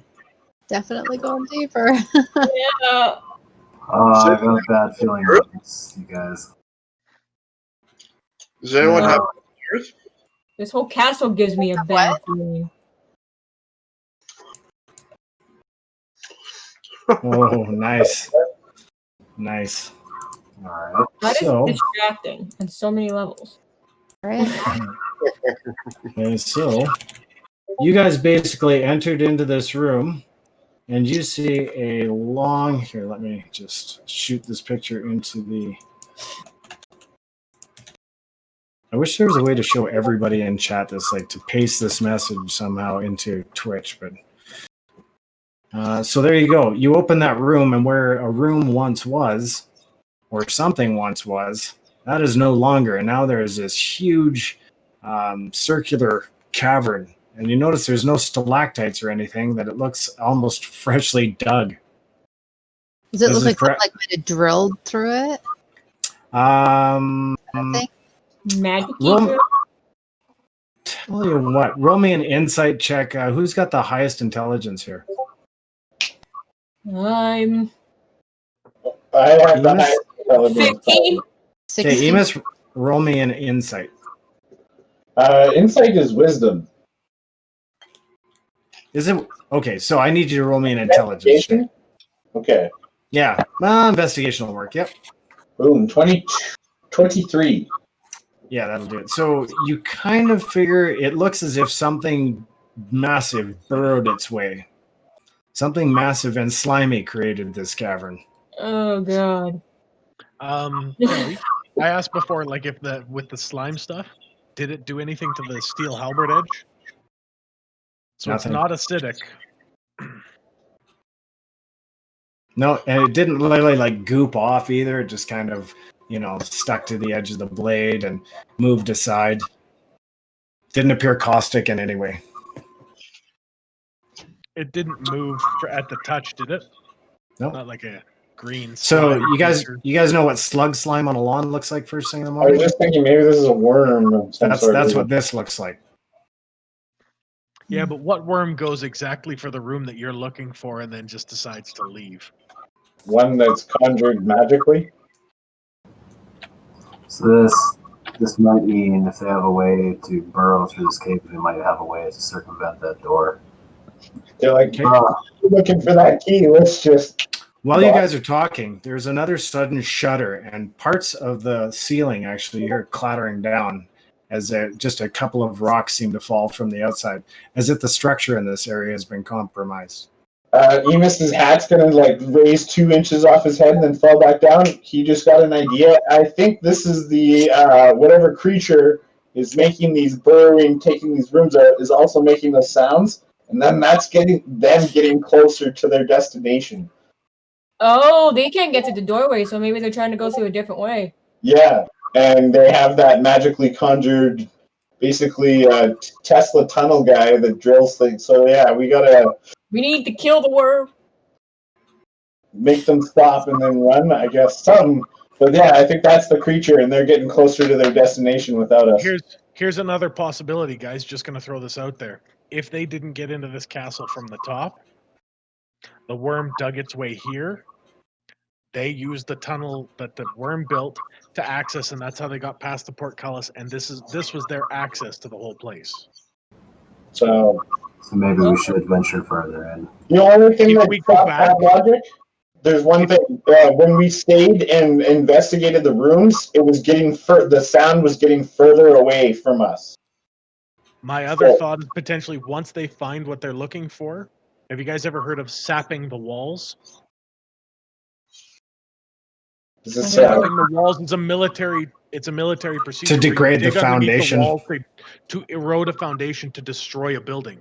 Yeah, so Russians. They were. I think they're legitimately trying to sap the foundations and prepare for it. Once they find the tapestry, they're going to collapse this whole place and everything be damned. So we'll go after the worm like a couple of awesome people. Well, I don't know if we go after the worm because I don't know if they found what they were looking for yet. I think what we have to do... Kill it. Oh, I think killing the worm is something we can do as an afterthought for sure. But I don't think whoever used this worm, I don't think they're still here. If anything, they might be trying to search throughout the building right now. Because of the little faint glow and dust marks of magic that Kelly described to me, like it's no discernible, I think this thing was conjured. Oh, for sure. That's my guess. But I don't know. So yeah, killing it would be good, or dispel it, boom. But I think we should hurry because they're getting closer to the destination while we're sitting here discussing it. The other thing is, if they brute force it. Sorry? Grond, call it. What's their next action? My assessment of this, quick, if this was their entry point and they're hoping to use it as their exit point as well, we make our way out of here. We drop we pull the stone out of the portcullis, and we try and find a way of jamming it so that portcullis cannot go up and they can't get out. Then they have to find another way out, and we've got them trapped in here with no exit. Except we cut off their exit strategy. Yeah, we cut off their exit strategy, and then that way we can hunt them down inside of here. It makes it harder for them to get reinforcements. But so the worm is around the portcullis. So we try and we get closer to where that sound is emanating from, is what you're saying. We get closer to whoever's controlling that worm, because legitimately we can kill that worm, but if he's powerful enough, he can just conjure another one anyways. So killing that worm at the moment is a temporary suspension until he wants to expend enough energy to cast another one. Emus is ready to test his magic. But I'll test the magic. Who has tracking? Who has investigation or tracking in a good way? Investigation, I'm +8, but tracking not so much. That's survival, right? I'm +8 and +7 in both. What would you say, Kelly, for tracking? Which is it, like nature, survival, or? Oh, it's nature. Nature? Yeah, usually. So who has the best nature? I'm +4. +3. 2. Seriously, I'm best nature? I'm +5. So that would be tracking. You can still roll investigation, or somebody could, to find tracks. It's just to follow and track those tracks is a little bit different. I have a specific thing that I want to try and find. The footsteps here. Are there any footsteps around? And can we find if there is a directionality? Are they all going one way, or is there back and forth? Okay, roll me an investigation to start. That's what I'll look for. Grond helped me there, so that's still pretty good. 16. With advantage?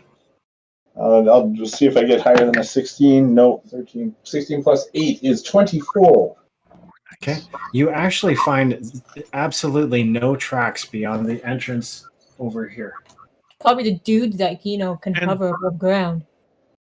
They might be able to, which is possible, but they're still going to have minions with them. And the tracks of those minions through the slime, is it one directional or is it bidirectional? So you don't find any tracks to where the slime is and where this huge cavern is. None whatsoever. Maybe they're riding the worm. Okay. What about it? Is there a lot of dust on the floor, though? Yeah, well, there's a lot of dust from like the rocks and the general obviously the tunneling that occurred here, but moreover, the ceiling and the structure of this corridor seems unstable. I'm just thinking if we look at the dust, because they would have. So yeah, there's dust and slime. They would have traveled. Yeah, there's dust and slime in places, but mostly this ground is wet.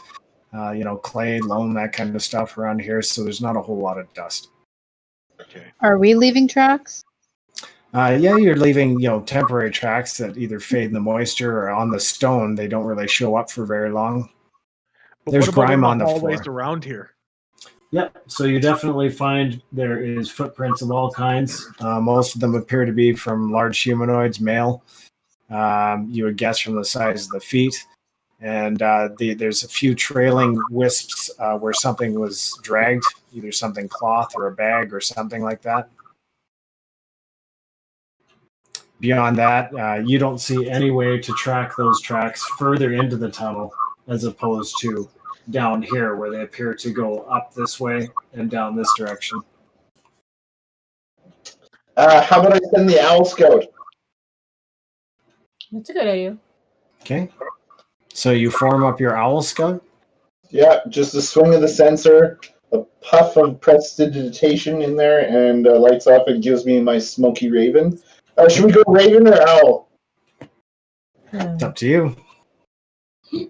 Your raven's not going to be able to see anything down this corridor. Yeah, no, owl does have. I noticed it when I was. Yeah, so owl, please. Okay, so you conjure up your owl, and you're attempting to drive some kind of sight through the darkness as this owl flaps its way down the long corridor, and you see that massive rounded corridor continues on for several hundred feet, hundreds and hundreds of feet, as a matter of fact. And before you finally see it, the distant, there is a light approaching, which appears to be emanating from some hole in the ceiling, and the corridor and the tunnel seems to ramp upwards slightly. Do I hear anything? You do not. All right, so I snap back into it. Perch the owl somewhere safe, snap back into it, and relay that to the group. Okay. Again, the ground shudders a bit, and there's a few rocks that seem to dislodge from the walls around you, and clatter across the floor. Does the owl or I know which direction that came from? Well, yeah, it was like almost directly northeast by the time the corridor finished, and you see that light at the end, which appears to be emanating from a large hole, like I said, up the end of the ramp. So it appears there's like an exit out to somewhere lit. Ooh, man, pitter patter. And it looks like actually sunbeams at the end of that corridor hitting the soil and the rock debris on the bottom of where the hole exits out. All right, team, what do you think? Bops, MJ, Kite, Calyndra? What's the plan? I think that's just sunlight out there. Maybe this is the entrance that they came in to get us.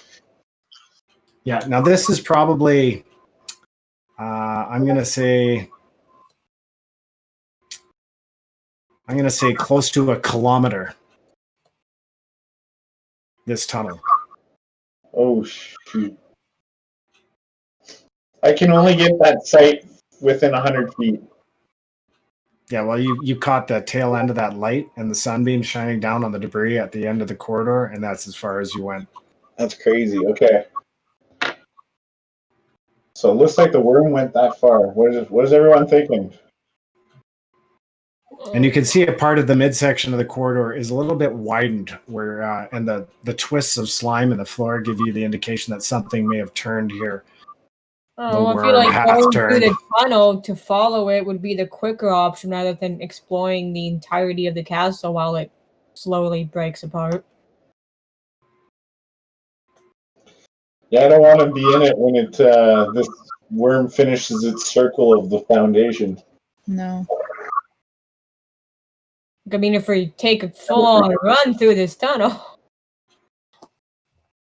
Well, Grond now has an easy way out. He hits. Make a decision. Okay, you guys, there's a huge tremor, and suddenly part of the cavern just beyond where you guys are standing, about maybe feet from where you're sitting, a large chunk of the ceiling of the cavern kind of falls inward. There's no light or anything overhead, but a huge amount of earth and rock just hits the ground. So we need to make decisions fast. Okay, changes your mind. Let's not go in the caving in cave. Let's go back in the castle. Yeah, there was another hallway where I found those papers too. We can go back that way and continue exploring because there was someone had been in there at one point. So really. So you guys are going back down to that other hallway? I suppose. Yeah. All right. So now we're racing a big worm to try and get somewhere. Okay, so... Well, we don't know that. But slime. We assume that it's a worm, and we assume that it's going to destroy this place, and I'm pretty sure those assumptions are correct. But that worm is probably being told not to destroy this place until they have acquired the tapestry. Because there's no way they would endanger the tapestry and its existence by creating It could have been making something it that destroyed. it could be something that they created in that lab too.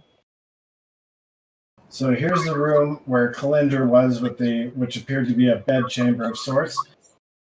And then it came down, and here's the room that she was in. You arrived to find the doors ajar, as they were before. Okay, so this is towards the prison. This is, which is also down towards the chasm, which leads around here. This is the room that apparently has disappeared at the tunnel. Okay, so you guys are up here. And here's that chasm down here. Okay, so you guys are up here, and you enter that room. So, Emus, when you walk into this room and you see all the bookshelves lining around, you can see the remnants of the book, and there are a few other scattered papers around. I assume that you guys are investigating this room? Yeah, I'll investigate hard. Who wants to investigate with me? I will. I'll help you. Okay, well, with Grond and Calyndra helping, you can definitely roll with advantage, Emus. 14. Okay. 13. So 22 and 21. So 22. Okay, so you actually find what looks like a partially restored book and a small wooden chest tucked under some papers and some rotted filth just off to the side. The chest actually looks reasonably new, and opening it up, you see 3 scrolls inside. Ooh, scrolls. I love scrolls. Kid on Christmas. Are you unrolling them to see what they are? So I take the scrolls and then I'll pass the chest to Calyndra. Mm-hmm. There's no lock on this chest either. It's just a clasp on the front. Yeah, but maybe Anything else in there? Just the 3 scrolls. It looks like it had room for several other scrolls, but it looks like it's oriented to hold approximately 6 scrolls. Sorry, I heard scrolls and then I tuned out. I thought there was other things in it. Sorry, Calyndra. I'm standing there with an empty box. Why are you giving this to me? Roll me an Arcana check. Kelly, there's no hidden compartments in this little chest, is there? Roll me an investigation check. 19 on Arcana, 11 plus 8. Ooh, nat 20. Nice. Now, searching the chest, you don't find any kind of secret panels or other interesting things about it, other than the scrolls themselves, which, Emus, you are able to determine are a spell of restoration. Okay. It appears that they were attempting to restore some of the books in this room. So all 3 scrolls are pertaining to one spell? It's a spell of restoration. Perfect. Okay, so meta. I don't think that is a wizard spell. I think that's a something else spell. I look at him. Mending could fix these books, maybe. Maybe. I think restoration. There's a lesser restoration and a greater restoration. Well, those are a lesser restoration. I have that, but I thought it was just for curing These are greater restoration. Greater. So I'll let them know, but that sometime someone will be able to learn from here. Either MJ or the gnome, I think. I don't know what wizards can do. I haven't seen it in the wizard book before, so that's all I'm saying. But yeah, in due time we'll use this. Maybe we have to restore the rest of these papers and sort it, and so we can learn where to go from here. With your Arcana check, though, you do realize that the spells for restoration would not have been used to restore the books. That's not what it's for. Dun, dun, dun. Okay, that was what we were talking about earlier, Grond.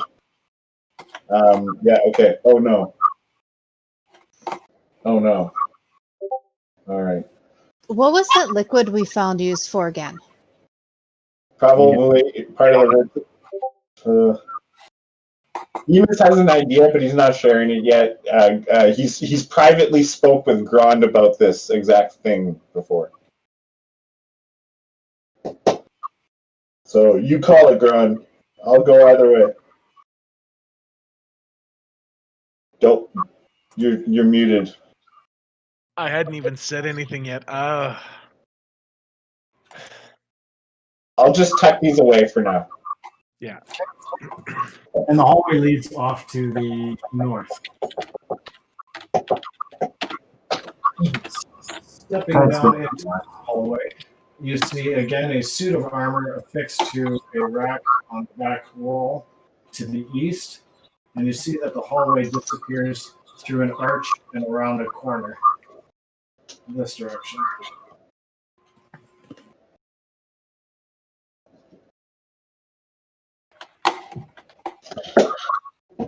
I gotta look it up.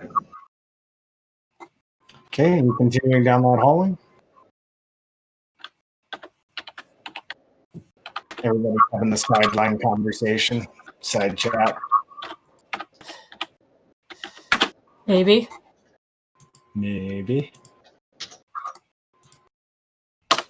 Sprinkle rock in the eggshells. You're muted, Ty. You know what? Go ahead, Emus.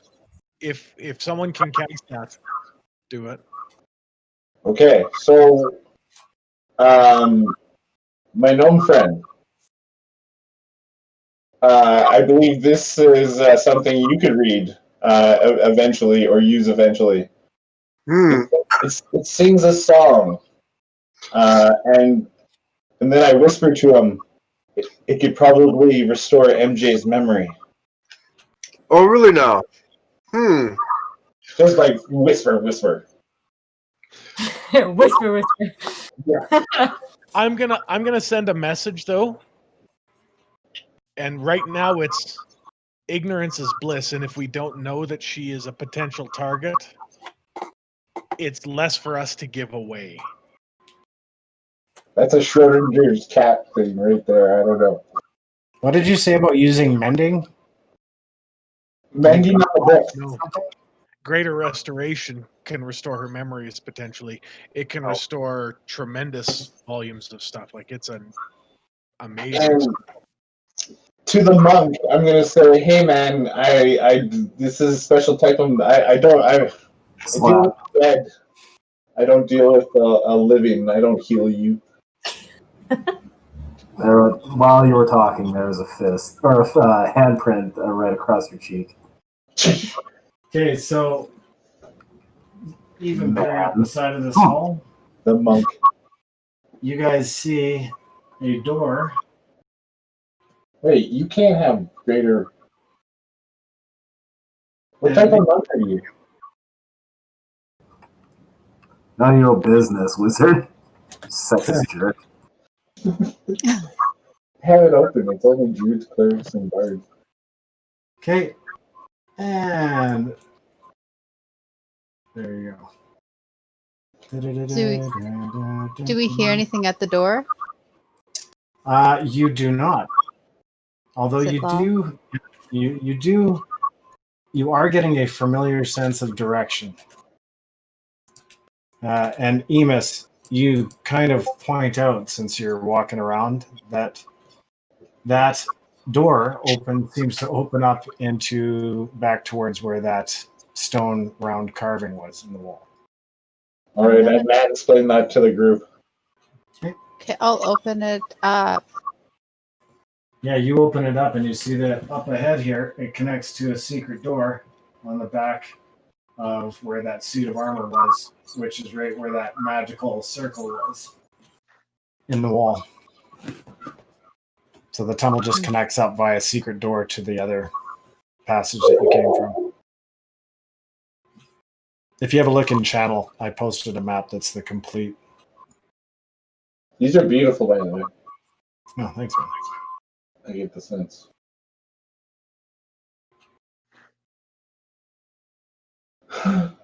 You guys feel another tremor. And you hear the loud sound of stone crashing elsewhere.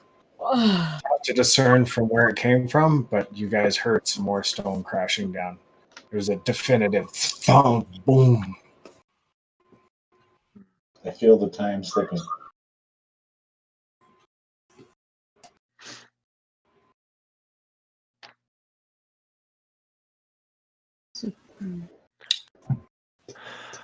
I think we've got one choice right now. We go and find out what that undead Etten is hiding.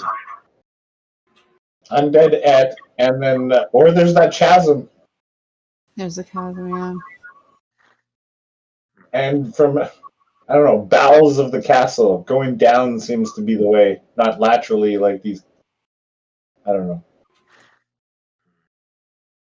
From our direction, but he was also crazy because then later he said a completely different thing. He said, "No, leave it there." Or sorry, first Don't time touch it. There, don't touch it. Second time he's like, "Go grab it, bring it back."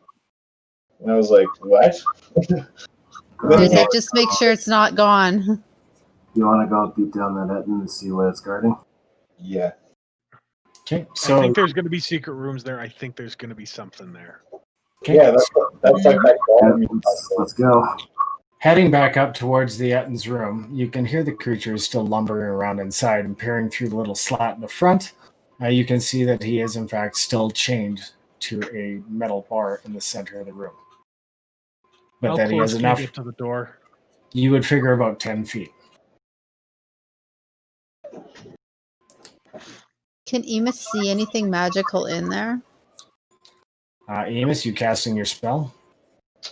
Yeah, because it's been over 10 minutes, eh? So I would need another 11 minutes to sit down and dance. Okay. We'll work the door open. Can someone sneak? If he's 10 feet from the door from the wall, sneaking I can sneak. You could potentially sneak around. It's Grond literally will the actually one thing I distract can him. do.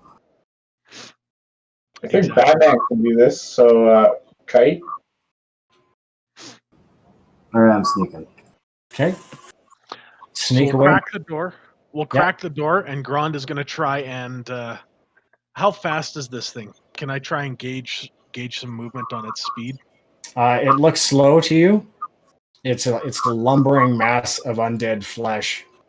But it does look like it's reactive. Like as soon as you start pushing on the door and as you guys approach in the hall, like its attention definitely turns and it's like got the one milky eye in the one head and the two milky eyes in the other head pretty much staring vacantly towards the door. Question, Kelly. Does Grond's distraction give me advantage or not? Well, it seems fixated on the door. So if you're inside the door, you might be able to stand a chance with Grond's huge... he's a huge guy, so you might be able to dart out. I'm going to grab my hammers, and I'm going to start potentially making noise. Okay, and I'll allow you a stealth check there, Denver, to try and scoot around unseen. You also have the ability, there is no light in here currently until Calyndra and her lantern enter this place. There's barely any light here, so there is some shadow opposite the room. You know, I'd be handing that lantern off to somebody else because I really don't need it. Okay, Emus is the only person that seems to need it. I'll put it down beside him. I have a disability, I get it, okay? Don't put it out. Oh, you got those candles, Emus. Did I grab those? I didn't write that I grabbed those, but yeah, I probably grabbed at least one. Yeah. Manage. Okay. What was the name of that candle? The Candles of Continual Light. You know, I'll hold them for you because I can protect them, but I got 4 more if you need. I think one would do until I break it, like an idiot. All right, I added a candle. So now I have one a lantern and one candle. Yeah, and where's your scythe? That's what I mean. That's what so I can't because the scythe has to be carried in one hand at all times. You're just gonna like drip some candle wax on the hat, and then. I don't think that would work either. I would do affix the lantern to the head of the scythe. Boom. So yes, I do have on this scythe a little place where I hook the book while I'm carrying it. So I will take that book away and replace it with the lantern if there's a way to do that. Okay, you stashing the book in your backpack or what? Yeah, so that will go in my right backpack. Okay. And then from that, I would have to put the candle somewhere. I don't remember. I'll tell you where you can stick that candle. Yeah. So that is, if these break, they're in trouble, right? Like that's it for them. Kyle, generally, yeah, Kyle or Karen, those will get you in trouble online. Well, you mean a totally different thing. I'm gonna hand it back to G-Bops to hold because I'm really full, and I think carrying a candle in a satchel with a bunch of books might break the candle. Good chance. You haven't broken them yet, though. I didn't even know I had them. I forgot about it. I'll take one candle. See what happens. Okay. Can I get a perception check from Grond? Okay.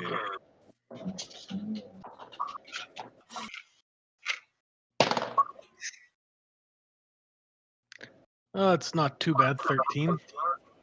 Okay. You hear a small thump emanate from the right wall, from the north wall. We don't even have that on here, but if you look at the... Here, I will put it up here. So you are now...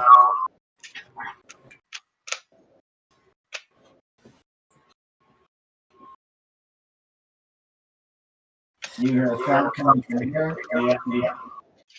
Right about there.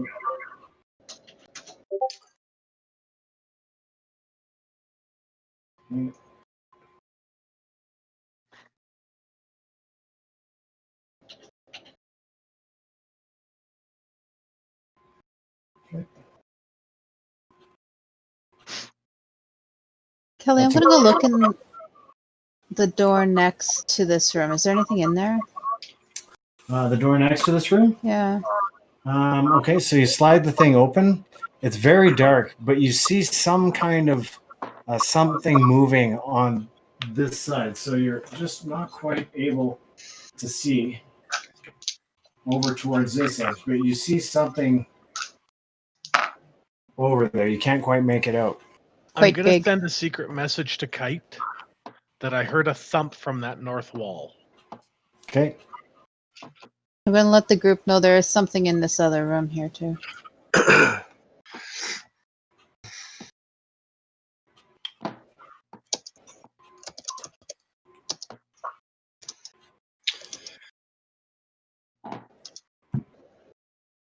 See ya, J-Man. Thanks for joining us, buddy.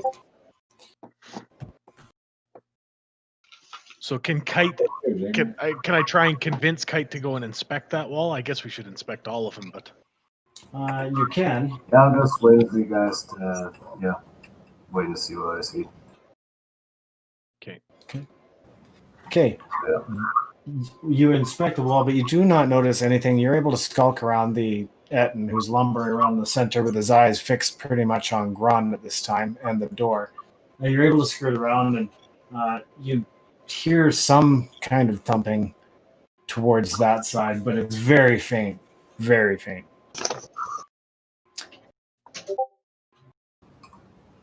And if she inspects it further, can she find or look for any thing that might trigger a secret door or...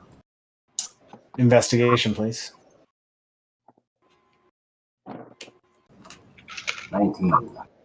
19. You find no discernible secret door, latches, or other mechanisms. Calyndra, can I get a perception check from you, please?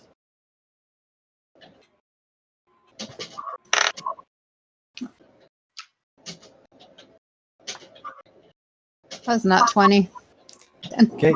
You notice that the form that you can only see the edge of, it appears to be, it's got a little bit of a shine as if it's slightly moist, but it appears to be breathing.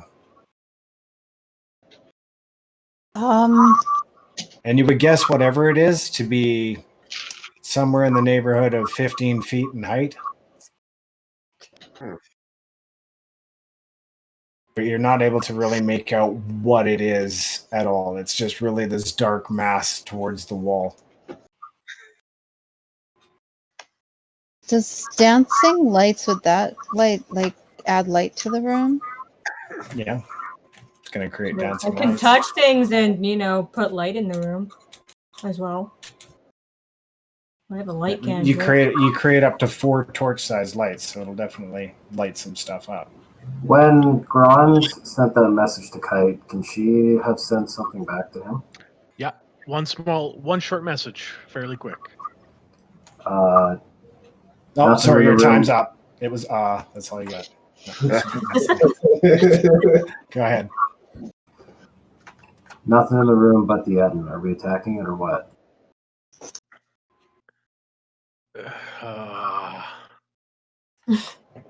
We can. Do you want to try and take that thing on? Okay, the Etten still doesn't appear to have picked up on your presence there, Kite. Not yet. Just wait. That thing is chained to something, right? Correct. Its left ankle is chained by thick chains and a manacle to a huge, thick steel post in the center of the room. Oh, shoot. I was thinking maybe some of those chain links might be rings. If they are, they're very big and oblong. Okay. Is there anything on the south side of the room? The room appears to be absolutely devoid of much other than filth, the bones of crushed animals that have wandered into the Etten's cage. So then, I hate to see it, but maybe we have to crack the egg to see what's inside. But that's going to be a messy job. Emus will be all over it, but... Make the call, big guy.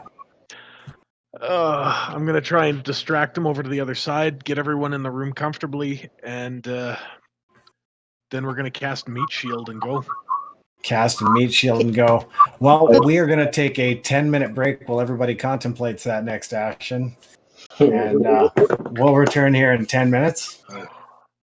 Bold. See you all. Crap. Does anyone think he potentially contains anything? Like within him? Well, if they sewed him together, put it together, is there maybe some rings inside of him? Why would you just leave a randomly chained undead Etten in your castle?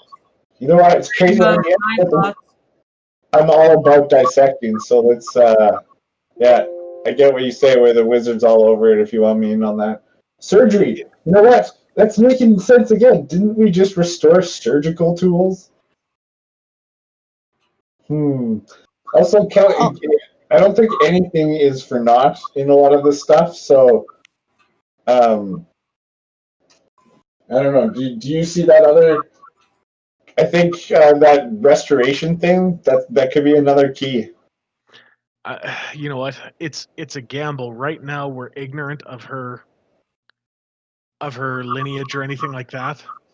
If it does happen to be that she is important to this thing, then that could be, we could be giving things away. This is also true. We haven't really won her over with hey, spying over your shoulder. What are you doing? What are you doing? What are you doing? So, well, and it's not that we think she's even a spy. The big thing is we just don't know. we're ignorant of the fact that if she is, I hate to say it, but a sacrificial part of their plot. Oof. Oh, that's unfair. Well, and that's our concern, is because you were being brought there in a box. We kind of legitimately think that you're going to be a sacrifice of some sort to this guy. Whether I'm a sacrifice or not, my memories should serve you guys' purpose too, being able to use it at full potential. Knowledge is power. Hide it well. But ignorance is bliss. God, that's like cat Schrodinger's block. Well, and that's why we told Bops to go ahead and use it. Or to read, he has to learn it first. So I don't know about the scroll. Typically, like in second edition, if you have a scroll of something, you can read it and it happens. Like you cast the spell based off of it, and it's a used scroll. I mean, yeah, that's how I've done it too. If we've got 3 copies of that, then he can use how do you put it? He can use it this once, restore her memories, and then there's 2 more scrolls. Oh man, if that's the case, I've copied a few scrolls from stuff. I thought I had to have the level. No, you don't. Not with scrolls. You're kidding me.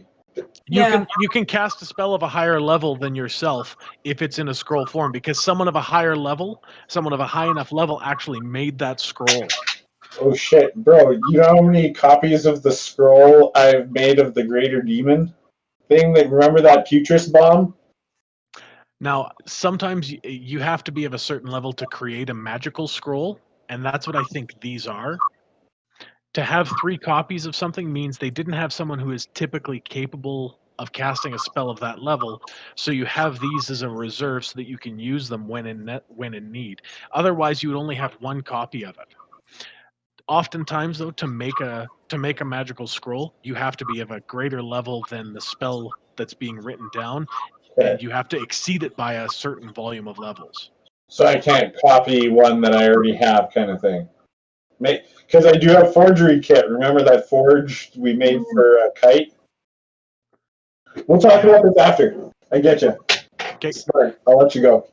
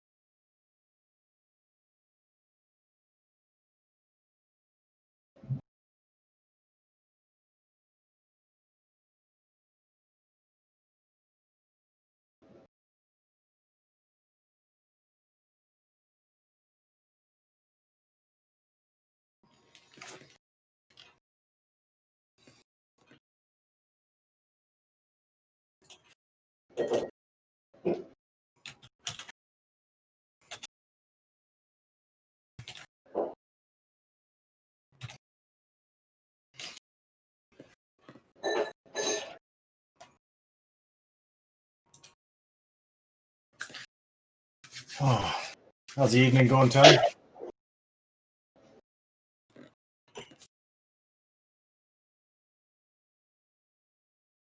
Mm-hmm.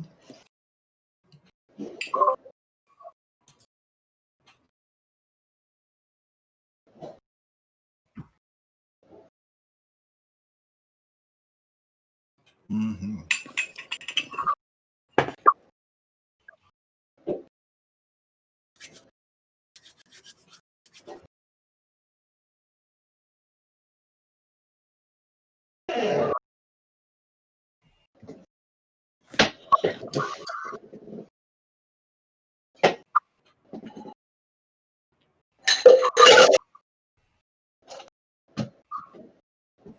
Oh my god, this is going to be interesting.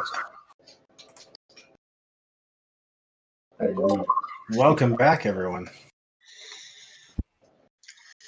Welcome back. We've got Nariel the True in chat telling us, play more. He's all like, fuck you and your break.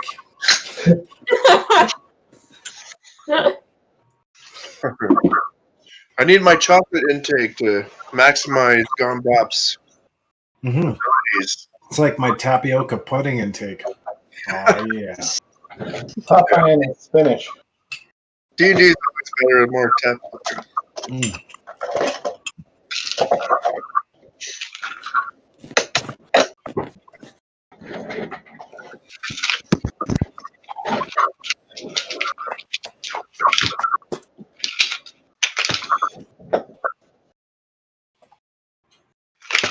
So what are we gonna do, anyways? Are we we're kind of lost? Like, I don't know if this Etten. I don't know. It seems like there's something here making all these monsters in a laboratory.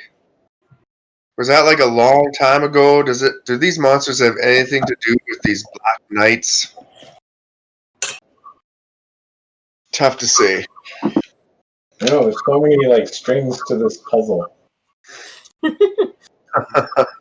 Maybe one of the rings is inside the Etten. Gotta dissect it. That was actually one of my theories because, I mean, it is sewn together. Gross. Yeah, why would they put a ring in an Etten and then put it in a prison? Why not? Because anybody stupid enough to try to kill it might just die. I honestly don't think there's anything in it, but I can't turn down a good old dissection. Even if you get to do it later. Okay, so once Kite returns here, in the meantime, while you're waiting and Kite's investigating the wall, you notice that the Etten has stopped moving, and it's staring at you vacant, and it's almost like the sound of a stomach churning is emanating. Kite, you hear this as well. You hear a sound. It almost sounds like a stomach gurgling coming from the Etten, and it's loud. It's like poor digestion. I only started the ritual before they started doing their stealth moves. I've probably not done the dance yet, or not yet. Okay, so suddenly the Etten lurches back a bit, and the center of its chest splits wide open, and you see it's ringed with long, sharp teeth, and these tentacles flutter out in Grond's general direction. Initiative, please. Oh, yeah. I have a perfect thing for this. These tentacles better have a ring on. 1, 2, 4. Just a big ass tentacle ring. Grond, what is your Yeah. Perfect. Actually, not bad for once. I got a 13. I rolled an 8, I rolled a 9, but I got a 13. Wow, that's way more than one. Kite's initiative? 24. 24. Calyndra? 14. Okay, I'm going to call you into this as well. You actually just hear this crack and this huge hissing. And then as if like the sound of air escaping as this thing's mouth opens up and exhales this like, and these tentacles like slither out of its insides in Grond's general direction. Mira Jane, you're also 22. horrified as you see this from the door. I'm unfazed. What do you mean? And Emus, you are fascinated and awe-inspired as you see this from the doorway as well. Do I suffer any penalty because I was mid-ritual? So I just need an initiative roll for you, first of all. Depends on where you come up in initiative. 13 plus 4 is 17. Okay. Tentacles. Gross. All right, so it is kind of slow moving though. The tentacles, however, you notice move actually quite fast for the rest of its bulk being this thing, and the heads themselves have actually leaned back now and aren't even looking at you as this thing lurches forward against the strain of its chain. Kite, you were able to react first. She's going to run up behind it and deliver a flurry of blows. Okay. Okay, the creature has no notice of you at this point. You have an advantage on this attack. Nice. Sweet. Let me just get my handy-dandy notepad because Did you get my initiative there, Kelly? Oh, no, I didn't. Gunbot, shoot me yours. It's a 7. Lucky 7. Okay, you're tied with the creature. Look out, creature. You better have a fucking ring. Yeah. That's awesome. It paused just as you had arms up, like you were raising Simba. Circle of life. Yeah. All right. Okay, so yeah, this thing is cracked open, teeth looking, and Kite's making a move in behind. And probably going to be... is the 10 hit? 10 does not hit. Okay, so that's... The creature is just lurching forward, so you'd like almost got it. So she's made 3 hits of her 4 flurry of blows. Okay. First one's a crit with the sword. Holy shit. Okay. Lands deep into this creature's flesh. Doing a total of... Oh, it's going to be some math here. Hang on. Math is fun. Yeah, I just found out our iPhones or whatever smartphones can like roll dice for us. We're like, Siri, roll D20. Yeah, you can do that in Google too now. Really? Yeah. I got a 3. I like the D&D Beyond character sheet. It rolls dice for you too. Oh wow! Doesn't add your modifiers and all that stuff. So this roll is not quite as powerful as the last one, but she got 26 total. Okay. Yeah, you just slash a deep gouge into this thing, and then boom, and you definitely seem to punch into the flesh of this thing. It's mostly rotted, and you feel that your blows are disintegrating flesh, pounds of it. MJ, you have a chance to react as well now. You're just behind Grond inside the door. And Kite's the only one that's near it? Kite is behind it, and Grond is between you and it. So you would have to move up beside Grond into the room. Not necessarily. I can do my typical cleric thing. So you could, yeah. You are horrified looking at this thing, though. Like, I was thinking fireball, but that would take Kite with it. Yeah, you have never seen anything this horrifying to date. You're just like, what the is going on here? What is this thing? Yeah. Let's see. That's obviously some reference. You know what this is. I will do. Yeah, I'll do my sacred flame. Okay. Yeah. Color light opens up, and with an absolute fail on a save. 10 radiant. Okay. Takes 10 radiant damage. And you see parts of the creature's flesh crisp up and light up with this magical flame. We are over at Emus. You're going. So I'm not in the room? You are just inside the door right behind her. Okay, and Grond is in front of us? Grond is in front of you. So you haven't yet actually laid eyes on this thing. You just heard that crack, that like it was inhaling big, and then that was it. So I would have to move her out of the way to get in the room, or?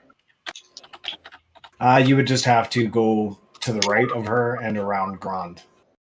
But you have movement to do that, and you have space to do that. Yeah, I would just stay along the wall, just move to the right, and point and shake the scythe, and cast Toll the Dead, Toll the Bell.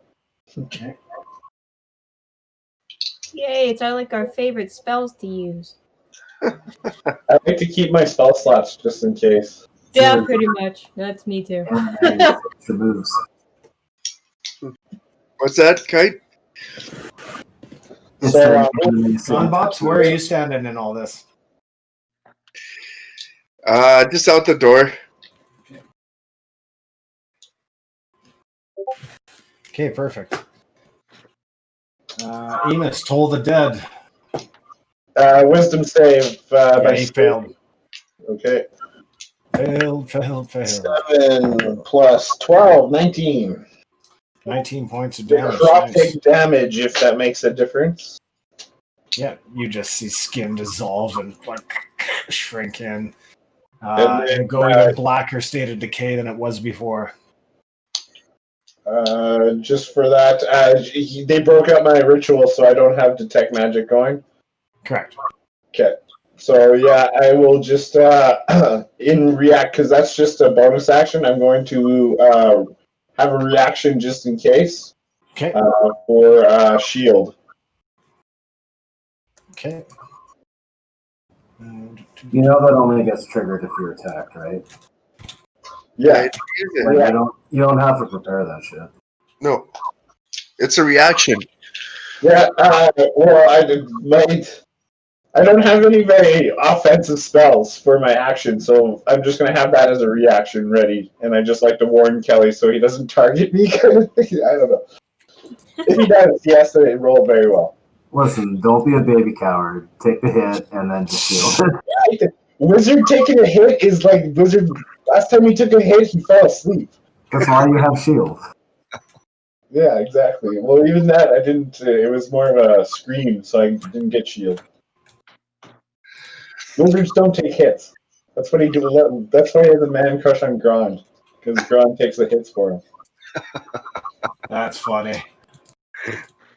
Okay, so I'm just going to post a little picture here in channel just to remind you how dreadfully ugly this thing is. Picture a big split up the center of its chest, which looked like stitches at first, but are now shown to be the edges of very sharp teeth, lining a monstrous mouth at the center of this creature with tentacles protruding out of approximately 4 long, slimy-looking tentacles.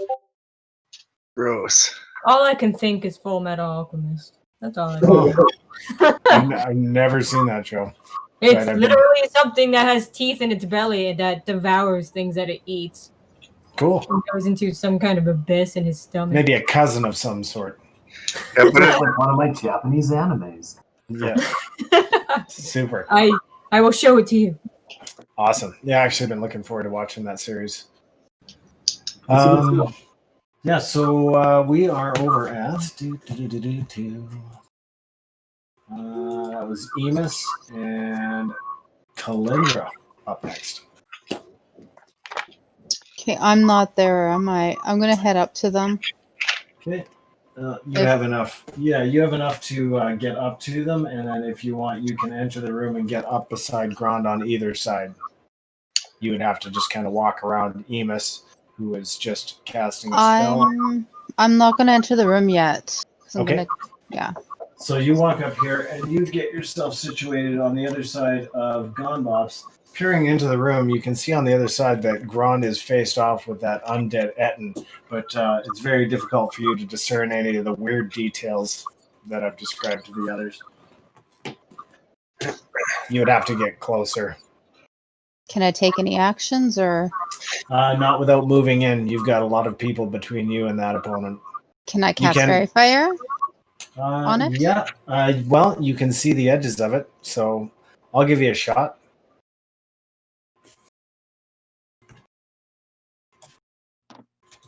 I rolled a 17, so whatever I add to that. I think it makes a dex save to your. Yeah. Fails its dex save. And what kind of light are we doing here? Blue, green, violet light? Let's go violet. Violet light. Okay, Grond, you see this? You see this tentacled, toothy thing erupt in violet light, and who wants calamari? Yeah. So I also need Grond to roll a saving throw as well. Dang it! Oh. And Kite. Dexterity saving throw. Thanks. Oh, there we go. Kite's got this. 19. I'm sure Kite has this too. Okay. 20. Yeah, okay, both of you are unaffected by that spell. But the Etten lights up like a Christmas tree with this dark violet light. Like it's like snaking blackness with white magical light. Violet tips. It's looking amazing. Matrix dodge thing to dodge the fairy fire. Nice, yeah. Okay. And oh wait, no, she does a butterfly kick, jump over it. Better. Sorry, Calyndra. Like you were about to cast dancing lights. Are you doing anything after you cast that? I mean, that takes your action, but I know you've got like your bonus action and stuff too, right? No. Okay. I think so. No, I'm good. Okay, then we are over at Grond. You see this thing coming at you. Snap, snap. This jaw snapping at you. Okay. Well, here's Grond. He's going to hopefully drop all the hits. I get advantage, right? Yep. Very fair. That is a 19 and a 20, so I guess I get the crit. Yeah, that was a crit. Yep. Oh, yeah. And what are you using? Your axes or your hammers? Hammers, right? The great axes. Okay. Double so chunk, just like wheel it, slap it into this thing for a total of. The first great axe hit does 30 points of damage. Holy shit! That first roll was for it was a 19 and a 20 on the same roll with advantage, right? Boom. Yeah. Okay. You actually hack a couple of the tentacles that are snaking out at you and bury that first axe deep in the bottom area of its mouth. And a 22 should hit. Oh yeah. For 5 points of damage. Okay. Yeah, that first hit just thundered into it, chopped a couple of tentacles, which kind of snake around on the floor for a bit before going still. But it's pressing the attack for sure. We are over at Bops. All right. I look at that thing and I say, those tentacles are nothing more than 10 tickles. Oh, good. Oh. Has to make a wisdom saving throw. Makes it with an 18. Oh, damn it. I thought that was going to get he in. eye rolls and groans at your pun. Yeah, his milky, the heads kind of lean forward, and then they milky eye roll, and then they rock back. I was thinking of the Family Guy version of that. What's the Family Guy version? There is a family. Yeah, they do this in one episode so many that's times. Funny. I'm pretty sure it's the millennial episode. Millennial episode. Yeah, that was the man bun special. Yeah. That was good. All right, so we've got I'm just going to kind of dodge on the other side of the door, too. Might as well get a little cover. Okay, Bops, you and the creature get the attack. That is a 21 to hit you, Grond. That is a hit. Okay, that is a hit with one of the fists as it comes around and swats at you. A full open hand slap right in the side of the dome. For a total of 5 points of damage. 5? 5, yeah. You got the lowest possible roll on that one. He got that on me too.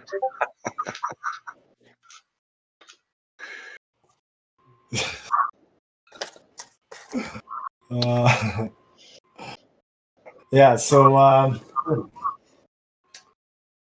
are you guys doing now? Bops. That's it. Creatures attack. Bops move back. You're not doing anything outside of that, just your vicious mockery that failed. Yeah, that's my action, so got no bonus action. Let me know if anyone needs some temporary hit points, so I'll give you a plug. Okay, as you yell that into the room and everybody's like, huh? Fuck our hit points. So yeah, kind of, you see this thing erupt in front of you. You punch this thing and you stab deep into it and you see it suddenly erupt into violet flame. But it's your go. Now that it's set up like 4th of July, she's going to hack away at it again with 2 swipes of her sword. Okay. Imagine a 25 hits. That's a hit. But she's going to miss her second one. Oh, wait, there's a 13 hit. 13 does not hit. Oh, sorry, yes, 13 does hit. My bad. Looking at the wrong person's numbers here. MJ, you cast Sacred Fire on the thing, right? No. Yeah, you did. Yeah. Right? The Sacred Flame? Yeah, 10 or better is going to hit on this. Nice. Gotta remember, it's partially chained to a 4. Oh, shit, I rolled a 10 on the last one. I thought that was a miss. 9 last time. 9, 10. I thought you rolled a 9. Nope, it was 10. Because you specifically asked me about a 9, and I said, nope, that didn't hit. Well, roll me another damage hit. I'll give you an extra damage hit. Oh, very nice. Appreciate it.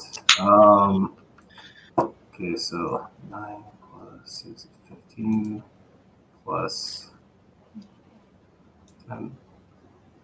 Okay, so 25 damage, and she can use her magical boots and cast. She's gonna click them together, cast or say go.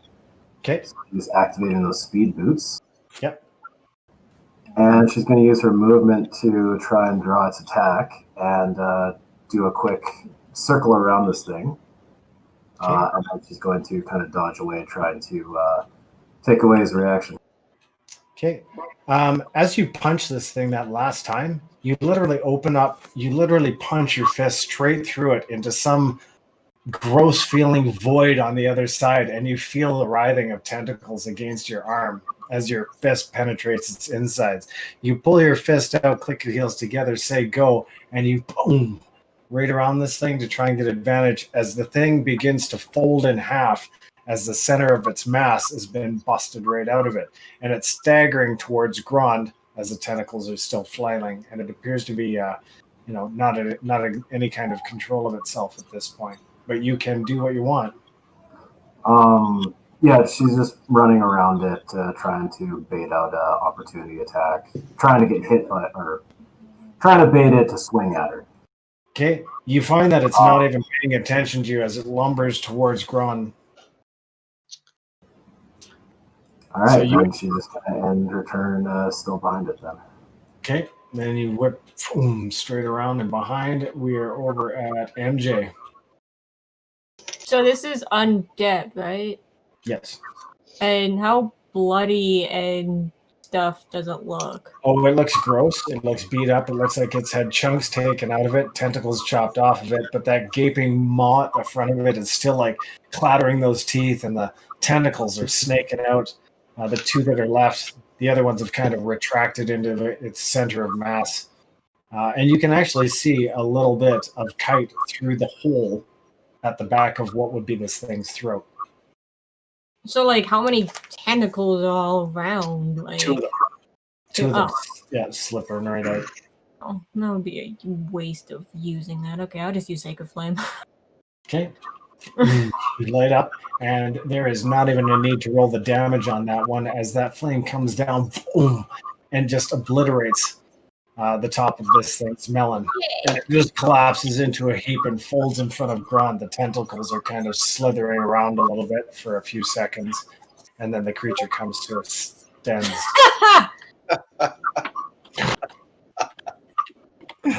Nice. It's Nariel. Oh yeah, gotta go have fun. Don't die. Thanks for hanging out, Nariel. Appreciate it, buddy.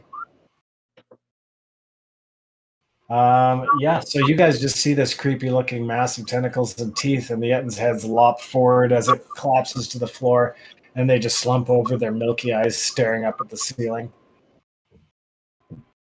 You hear another resounding thump against the north wall. It was loud, but sounded somewhat distant. Well, Emus, I guess now's your chance to like carve this thing up, looking for rings. You ever seen the movie The Thing, Emus? Yes. The Thing? Yeah. John Carpenter movie? As in The Thing? Yeah, with what's his name in it? The guy who was Kurt in. Russell. Yeah, Kurt Russell. Yeah. It must have been so young. I don't know. I don't think. Okay, so you have to watch the Kurt Russell, John Carpenter version of The Thing after this session. Some point in the next week, you got to watch it. Deal. I have a vacation next week, so I have a lot of time on the road. I will download it and save it on my device. Beauty. So I'm not even going to say anything more for that. So you'll know when you see it. Okay. But in the meantime, I do. So I don't have knowledge. Is this thing hurt? Should I mage hand surgery this one? Well, that's really up to you, but it is a giant pile of visceral grossness. I will take out or cast mage hand and take out the surgery. I already had in these new ones and see if I can dissect. Okay, so you're wielding some surgical tools and diving into this thing's corpse. Yeah, usually I do it with the scythe, but we're gonna go. So what are the rest of you doing while Emus descends on this thing with eager grossness? I'm gonna check out that room to the north. Check out that room to the north over here. Okay, I'll go with them. Calyndra, you're walking with I'll go with Bops. him, too. Okay, MJ, is everybody kind of going except Emus? I don't want to stay be with gross Emus. thing. Okay, Grond is going to stay with Emus. The buddy system. I like how that works. Grond is also going to do his best once Emus is done with the head. Hurry up, Emus, because Grond is then going to turn those to powder or paste. Yeah, those two heads. Yeah, so there's two Ettin heads. One's got one eye, the other's got two. And as Emus is dissecting it and cutting it up, we'll just say at one point the heads just roll off to one side away from the corpse.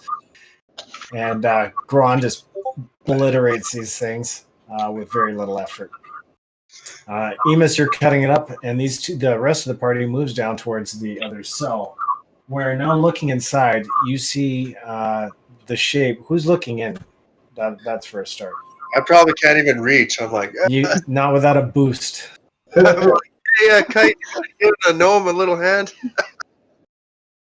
Okay, Kite boosts him up, and you look in, and you see something that is beyond your comprehension. It has 8 arms, and when I say 8 arms, I mean 8 humanoid arms that it appears to be propelling its crocodile-like body across the floor.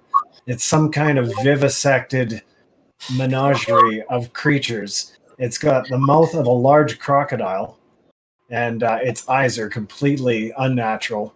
And it's moving on 8 what appears to be giant-sized arms, humanoid arms.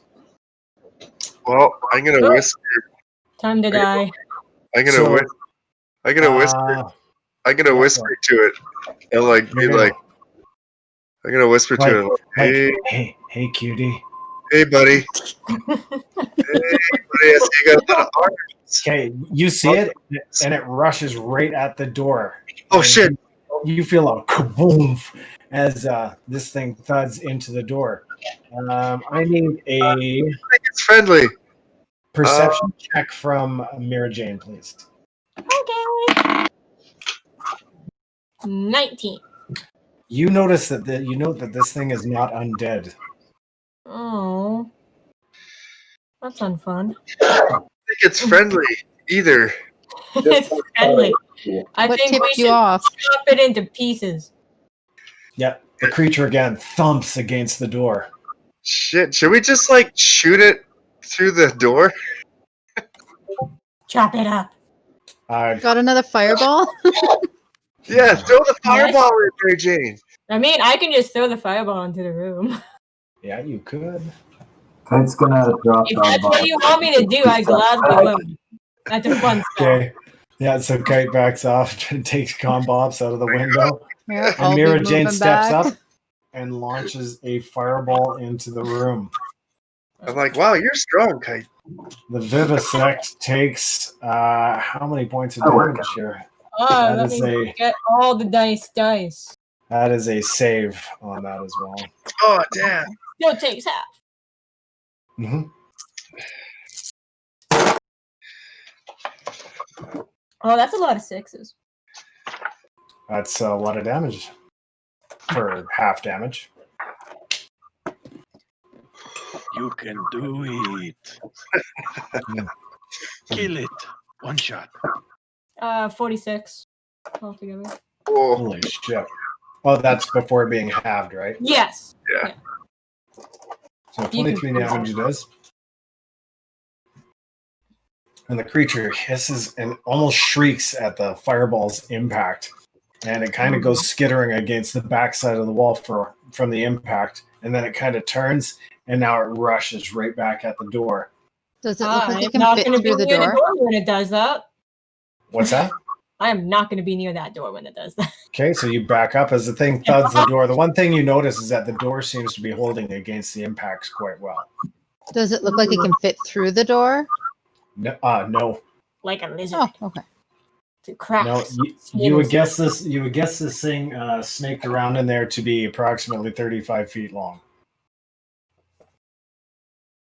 Well, It's got a long, slender tail, crocodilian body. It.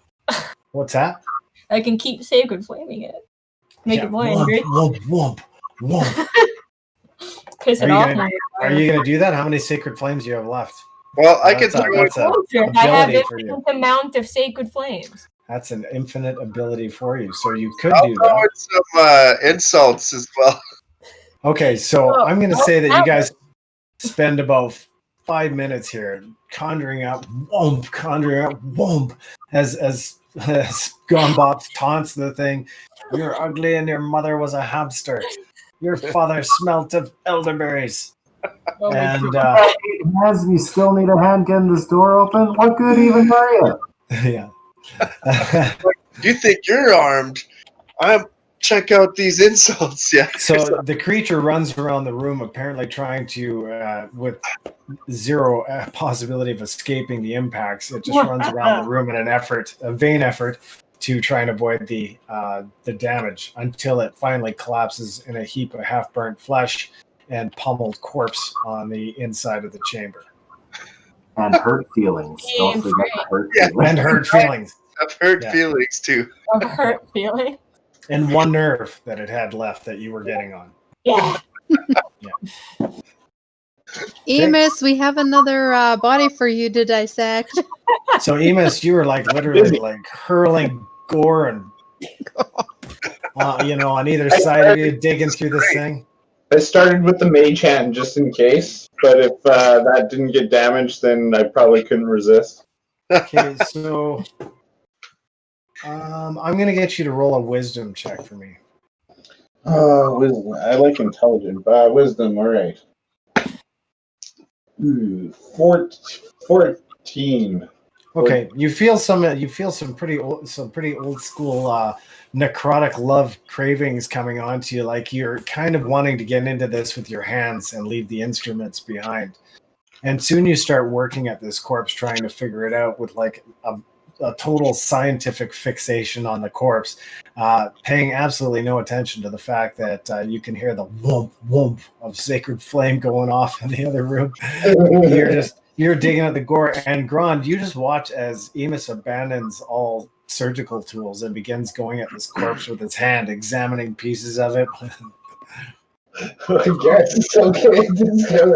Yeah, that's probably what goes on. But at this point, I'm also like looking for. We did this dissection with a purpose. Mm-hmm. You don't find anything in that corpse. No. Didn't think so. Yeah, so I look up pretty much bloody. Drops Mike. Sorry, I look up pretty much bloody to Grond and I say, nope, nothing. Cast the P clean spell, prestidigitation. Yep. Close and enough. You clean yourself up and shed all the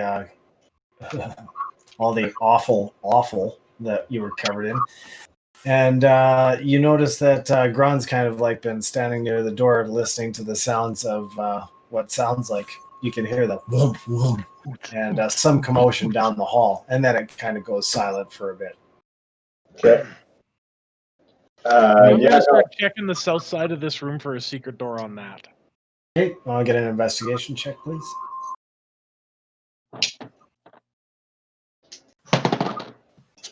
That would be investigation is what, intelligence? So that's 18. You find absolutely no levers, mechanisms, or seams indicating any kind of secret door. Oh my god. Did we want to go and investigate that? While they're doing that? The vivisect? Yeah. No, the like cave or whatever south of us, or the chasm. North. Yeah. I kind of want to know why the weird hand thing was in that room. Yeah, the vivisect. We should. Well, I can go with you, Calyndra, to check out that. Or maybe Kite should go because she's a little tiny bit stealthy than me. Maybe. Yeah, I'll go with Mira Jane to search the vivisect.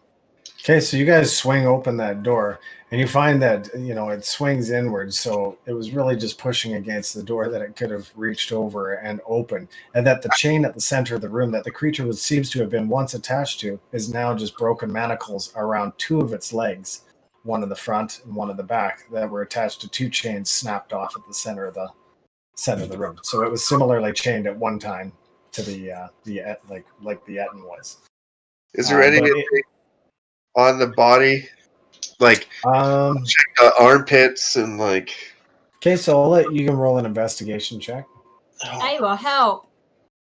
Okay. Just look in its mouth. You're small enough, right? That's a 17. Okay, so you actually see, as you're examining the body of this creature through the charred mess and most of it, you can see that the creature appears to have been stitched, perhaps by hand, but that the connections between the limbs and the body appear to be more medical in nature than they do magical. And it wasn't undead. It was not undead. Okie dokie. We have quite the knowledge of anatomy among us. Crazy. That can teach me a few things. It's like a flesh golem or like a Frankenstein or something. Homunculus. Yeah, you guys feel a slight tremor? Jeez. Well. Oh yeah, that worm thing. Anything in the room? Nothing at all in the room other than the creature. There doesn't appear to be any of the crushed bones and other stuff. The surface of the interior of the room appears to have been stripped of anything that might have been, prey or rats or anything like that. There is nothing in the room. Serving no purpose? He was in there as some kind of had a purpose at some point. A medical experiment or something. Gone completely awry. I'm gonna run out and join Calyndra and Kite at that cave then. Okay, so you guys cruise into what looks like prison cells, and it appears at the end of the corridor towards where that huge chasm opens up in the floor, that this part of the room was being excavated to produce more prisoner cells. There are bars set to a couple of cells in the north. And here, let me just give you another shot. Oh, you guys have that picture of the cavern. Hang on a sec. Oops.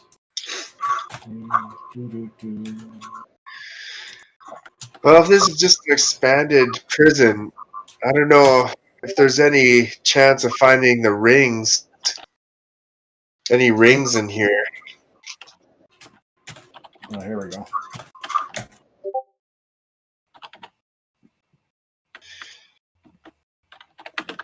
So yeah, you guys.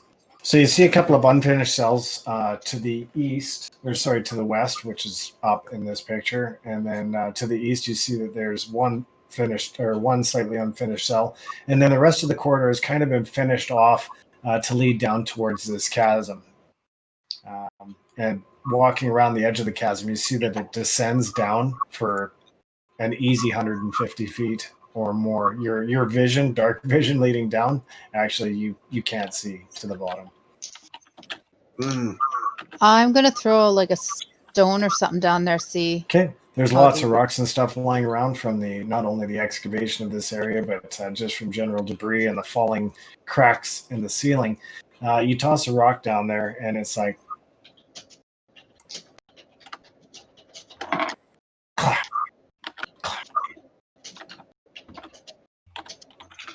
So you hear a couple of clacks after a few seconds, and then it just stops. I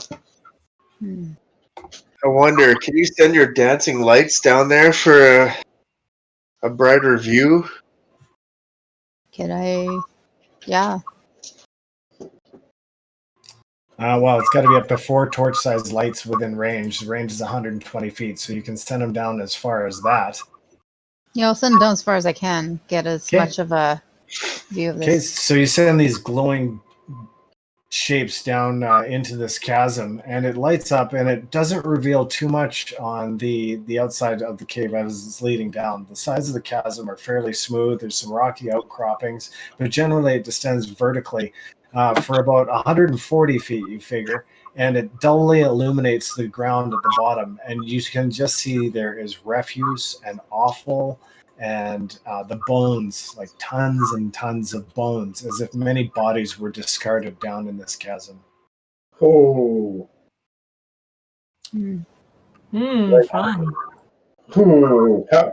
Like 1,000? No, you would probably say dozens.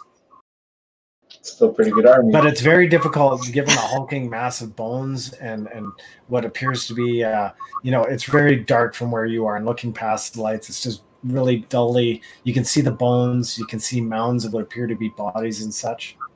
I'm just imagining Emus moans in necromancy.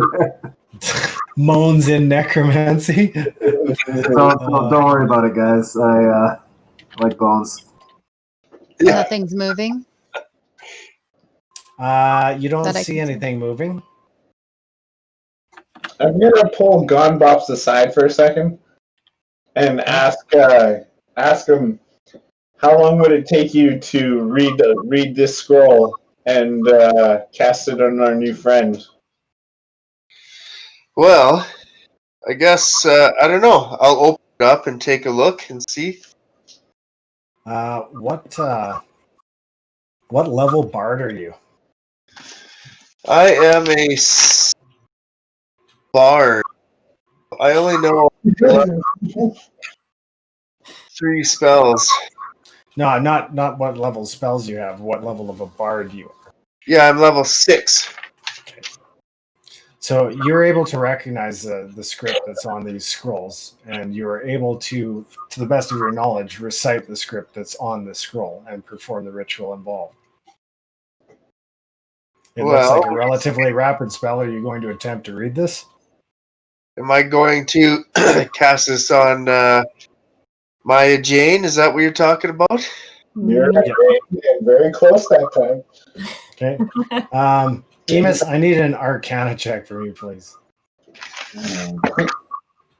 Kills it. 19 plus 8, 27. Okay. So that's just, I need that number for now. So, come on, Bops, you're reading the spell? Well, I'm going to go over to Mira Jane and be like, it seems like this is a restoration spell that might be able to restore your memories. I don't know. What do you think about that? Should we cast it? Grond the person that wants your memories back. Of course, I'm going to say yes. Well, I mean, I thought I'd ask before I just started casting this on your brain. I appreciate you being kind. Okay. Always get permission. You guys cast that spell? Or gone? All right. All right, let's do it. Okay, you recite the spell easily enough, and you hold your hands out, and you perform the gestures indicated on the scroll itself. And there is a as this wave of dust blows out from underneath Mira Jane, and her head rocks back. Her hair suddenly assumes a silvery glow to it, and her eyes begin to glow as she lifts off the ground slightly, and 2 wings made of light go out from either side of her. And she recovers all of her memories as an ASMR. I remember. Yeah. What's an ASMR? A flying thing. I have wings. I can fly. I'm so excited for it. That's pretty sweet. So she's like an angel? Similar. I've been blessed by celestial. Blessed by a celestial, but a human that has attained a certain level of angelic evolution. Are her wings black or white? White. Her wings are white. White. Okay, so you're good at least. That's promising. Yeah, her wings are light, yeah. The bad ASMR doesn't get to fly. Kite in her all black garb is like, what do you got against black attire there, PB? Oh man, no, it's just everybody knows that good angels have white wings and bad angels have. Political. No, man. Have you ever seen Supernatural? They're pretty dickish in that show. Well, I don't know if this is gray wings. No, you got to picture her wings more made of light, but that's kind of the gist of it, I think. Well, is that close, Mira Jane? Sure. Is this what I'm supposed to look like when I have my actual armor? When you would have your actual armor, yeah. Oh, well, that's the first time I've seen that. That's cool. Yeah, that's not an exact pick. That's like your character sketch is coming for the transformation. But you recall absolutely everything. So you'll be able to use all your spells moving forward. You recall all your memories, including being abducted by the Thieves Guild and absconded, and a ritual being performed on you, and you remember blacking out and losing your memory at that point. And then do I remember anything when I was captured where they were saying things that they may have said around me while I was captured? You do remember the priest stripping you of your armor at one point and your weapons, and you being placed inside that dress and then inside that box, and that's where your memories fade from that point until the point where you were rescued. Okay, well, I must have been. I got captured for a reason. So why was I going after these Phoebes? You were on a completely different mission. You weren't going after anybody. You were accosted on the road. I have a question for you. Not for you, Kelly. This is for Mira Jane. Yep. Grond will look at her and be like, just a strange question, but if a super evil demon is sealed in a box, is your blood going to be something that could unlock it?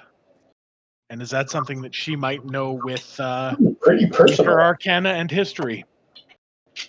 This is what Grond was worried about the whole goddamn time. I know you predicted this like how long ago? Is that something I would know that is... Okay, no, I'm going to go with no. That's a hard nope. That's a hard nope. Well, Mira Jade, let me say, for the record, I am glad we didn't bury that box that you were in. Now, Mira Jane, you'll be grateful. Mira Jane will also be able to commune with her. Oh yeah. So you're welcome to try and commune with your deity through your. Do that. I do that immediately. Yeah, ask them what I should add to my my vegan stew. I feel like it's a little bit odd. There's probably like a spice I'm missing. Okay. So a powerful voice comes into your head and it says, "We have waited eons to speak with you. We have searched for you long and hard, our daughter, and we can only communicate for but a second. Carrots." And then that's it. They're gone. They're gone. That's it. No! That's it. Jerk. You had one chance. You and barely Gone gave Bob stuck his face in there. Quick, something from my recipe. I need something. But they heard Grond's plea for a better stew. Question to my freaking deity. Yeah, either way, you know that it will take a little bit longer to commune with your deity, and the process to do that, you're not going to be able to do it here, standing over a chasm of death with a bunch of party members and stuff. Well, so I tell Bops carrots. And it's not like you have a direct cell phone number to your deity. It's there's some ritualistic and some meditative elements involved in that. He might be smart and know things about these rings and stuff. Yeah, well, where can how long would it take you to commune with them, you think? Yeah, Kelly. Well, she's welcome to do it during a rest. I think it's like a dreamy kind of citrus trancy state. Yep. Can it be a short rest?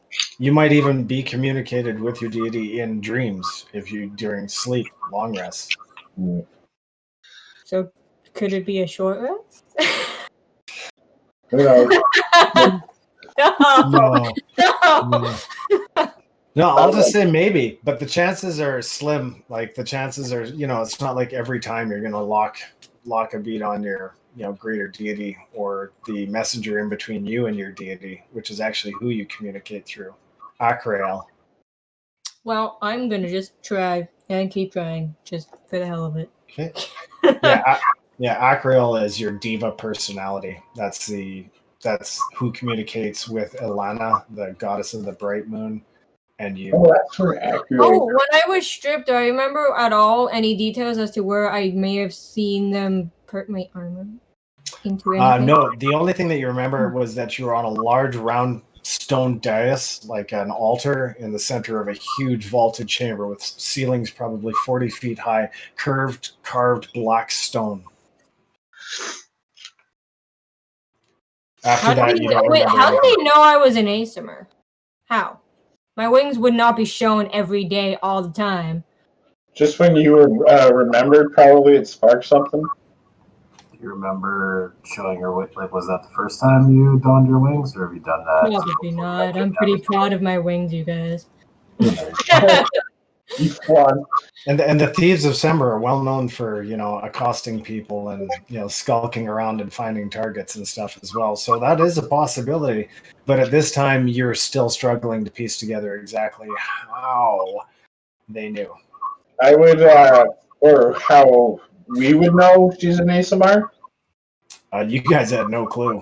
I mean, Grond had some inkling that she might be involved, but as far as what she was, nobody really knew. Oh yeah, we communicated this a while ago. This is why we had our eyes on her the whole time. Right. But also, with a religion check, would I know that she was an Asimar? I'll let you roll that. Sure. Killing it. 11 plus religion is 8, so 19. Yeah. So you kind of piece together through your studies of dark and light, your religions and the different sides of the planar wars and entities of that nature. You kind of piece together that she has some divine genealogy, but you're not quite able to place the name ASMR. Okay, you just know that you've kind of heard of these beings before. So I give a very concerned look, brows furrowed at Grond. Yeah, although you know that logically speaking, most demon rituals probably require celestial blood. So I mean, that's in most movies. Yeah. But Grond has never seen a movie before. Grond is concerned that you are a priestess of someone. No, to be fair, in these conversations, the wizard was bringing a lot of this up because I don't know fantasy, and I was trying to like ask someone, "Hey, what's her purpose?" kind of thing. So after about a minute of having this discussion with her light wings fold in and vanish. And now I look back to human. And now she looks like she did before, except for her hair and her eyes have a distinctive sparkle to them. Not really a sparkle, not like glitter sparkle, but they definitely have a light, a glow behind them. Light. What's in the box? That is exactly why we were concerned about what's in the box. Yeah. What's in the fucking box? Yeah, Kite's got a little bit of a girl crush. Oh man, I was typing that. That never you mind. Yeah. Every time, Kite. Every time. So yeah, this just happened in the middle. Boom, light up everything. You guys just saw her like angelic form, so to speak. And then now that's dissipated while you guys are all standing over a cavern of what appears to be bones. I need a perception check from Calyndra.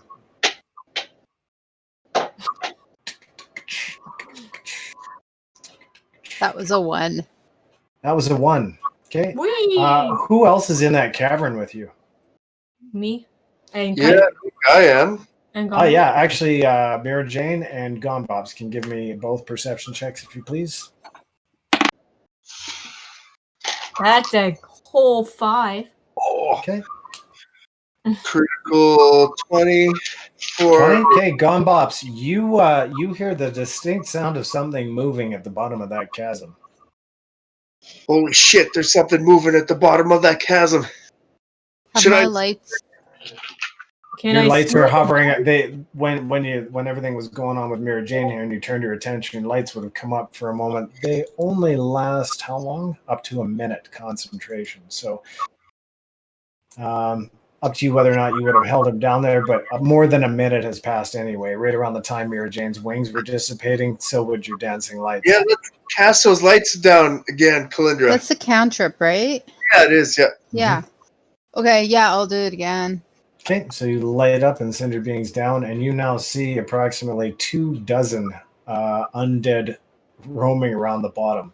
Skeletal forms, zombie forms, and they all appear to be pushing up against the side of the chasm closest to you and clawing at the sides of the wall. So turn on dead? Shit. There's a lot of them down there. So definitely turn on dead. Why don't we just move along? They don't appear to have a way up. Wow. And they're about 140 feet away from you. Grond is going to turn to the group and he's going to pose a question. So how long have these evil beings been here? It's been a while, because Elseth and his friends would not have created this as a shrine to the undead. They would not have created a shrine to the dead or the undead. That's not Elseth. That's not who he was. How long have they been here? How long have they? Do they have the tapestry already?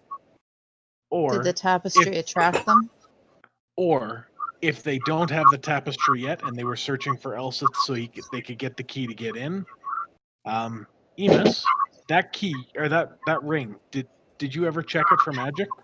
I thought you did. It is magical? Shit. Yeah. It's also magnetic. Just kidding. Pretty close. Sort of, yeah. Fuck. I didn't identify. All I did was detect magic. Okay, there's another large tremor that rocks the room for approximately 3 seconds, and you guys actually feel your feet shift a little under the ground, and there's several large rocks that descend from the ceiling on the other side of the chasm, kind of clatter off the walls and drop down into the pit below. There's two potential outcomes that have occurred right now. They have the tapestry, and this is just a shrine to their undead, or they don't, and they cannot get it because Elsith's ring is preventing them. Those are the two options. They need the tapestry for that ritual, right?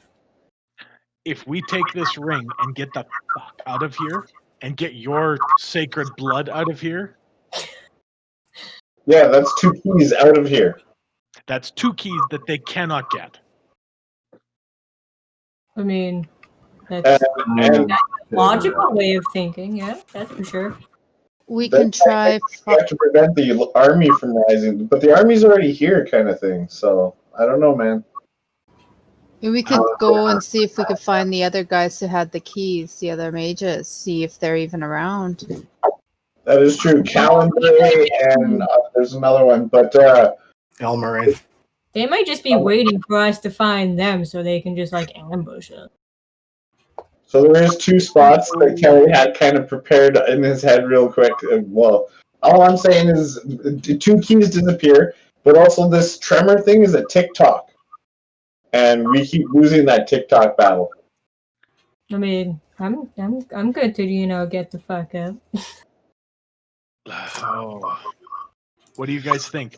Do we continue hunting around this place? We've looked everywhere. Well, you've looked everywhere on this floor.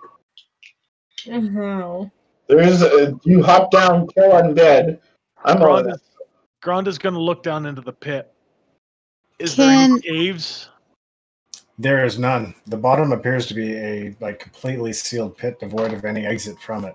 All right, Owl goes down and does his sight. You guys, what do you think? Yeah. Owl scout. Okay, your owl coalesces and flies up and descends down into the chasm.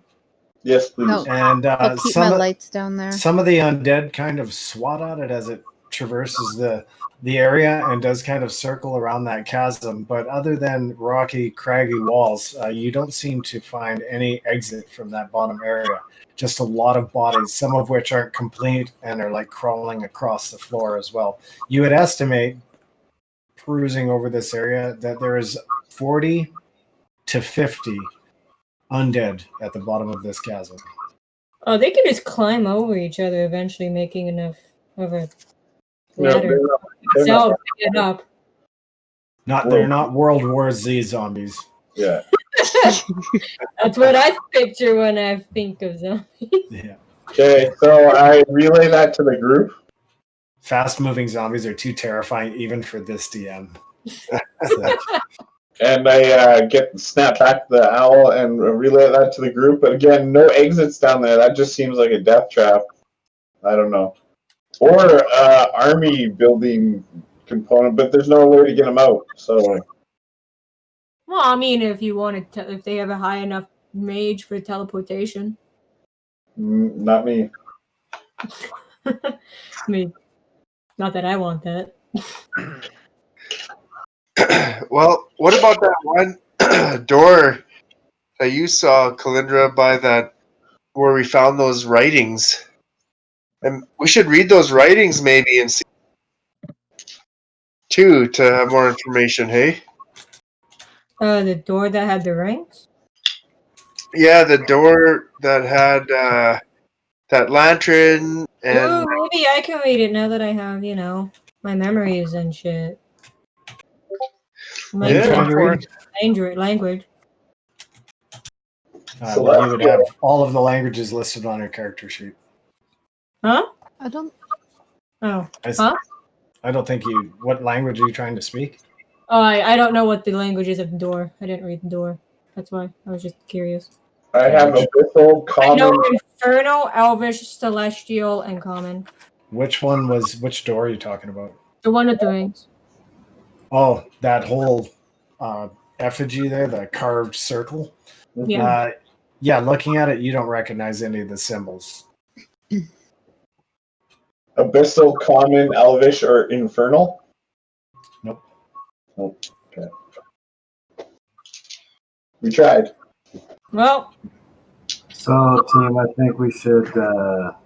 Clock's ticking. I think we should go back, check the writing room, and if we find nothing further, then we get out of here. Which room? So the room with the writings, then. That I found earlier. Sorry, I missed that, Denver. It was kind of like warbling in and out on your voice there. The room that Calyndra found earlier with the writings. Okay. So just backtrack and head back there. Okay, so that's back at the library, or what used to be the library? Yeah, so I think we've basically found a dead end here, right? Library? Yeah, so Emus, when you were in that room before with the papers and stuff like that, remember I said bookshelves were lining the walls, but most of the books were rotted? And it looked to you like they had been attempting to restore some of the pages in the books that were located in here? Thank you very much. My keen mind reminds that now. I let the group say, hey, let's take one last attempt at repairing these books. Glean whatever information we can before we take off. Okay, so you looking through those books, Emus, you would guess that there are about a dozen of them that are even in good enough shape to be restored. And more scrolls with restoration? Restoration doesn't work on these. That's not. It's not that type of restoration. Mend. Of course. Why would it? Okay, so Mend actually manages to restore the pages of at least 4 of the volumes. Ooh, so you guys go over them, and you're able to form up enough of the book. And some of these books actually appear to be on the subject of Amun Ghul. Ooh, Lord. Some of them appear to be on the history of the local area, and the one that you restored, pieces of it, or what was able to be restored, gives you some excerpts of history from the time of Amun Ghul. Okay, I'm adding this to our Amun Ghul notes. Okay. Are you going to stick around here for 10, 15 minutes and study these to read up on them, or are you reading them? Why don't we just throw them in our packs and just take them with us? Yeah, get out of here. Okay, so well, you can... unless they crack something that it gives us a hint that hey, right.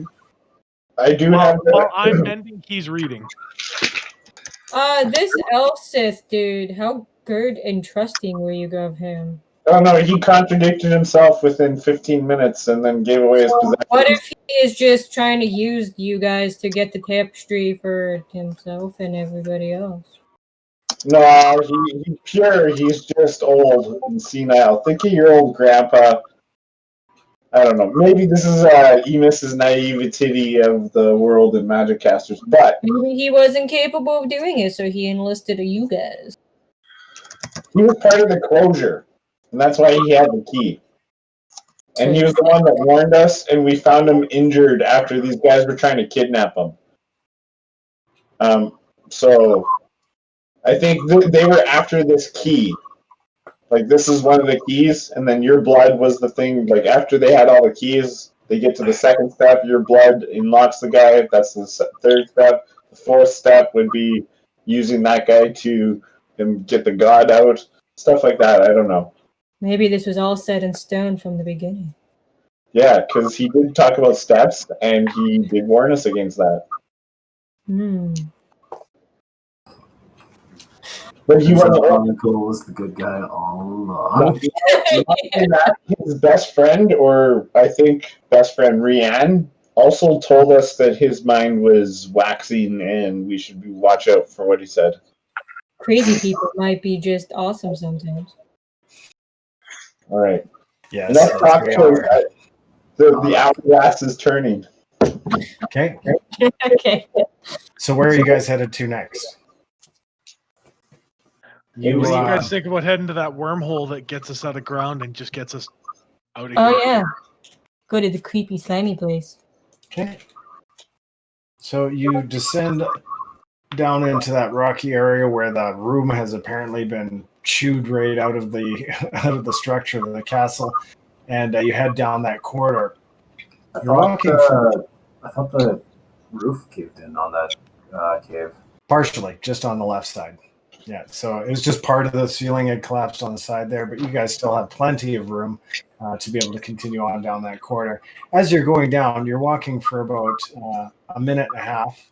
Go ahead. Did we learn anything from those books while he was doing the mending, anything like that? I don't want to be walking into... Okay, so if you spend 5 minutes with it. You spend 5 minutes? 5 minutes Emus speed read style. Okay, so you read an excerpt that says that Amangul was a localized problem in his original incursion, and many cities farther across Aslan Tir gave no real care to the threat when it existed, forfeiting opportunities to aid the cities of Elmoraine, Sember, and Calyndra or their lands. The power the war priests sought to unleash would have had dire consequences, death both rapid and widespread for the entire continent and lands beyond, had it remained unchecked. After the defeat and imprisonment of Amangul, the misshapen lump of metal that was the key was sent to Elmoraine to be recrafted into something indiscernible as anything to open a lock. That's the part you're able to read in the time you spend. Thank you. So there's keys other places. It's either they have the keys and they've just gotten them everywhere and we were the last key, or they haven't got those keys yet. What do you guys think? Something to add? If they haven't got the keys yet, and they collapse this place with this giant friggin' worm, that's all on them. They aren't going to get this thing. I think they're tunneling the worm trying to get to this thing because they didn't have the keys. Yeah, but with the ritual, and if you guys are correct with my blood, they still need celestial blood.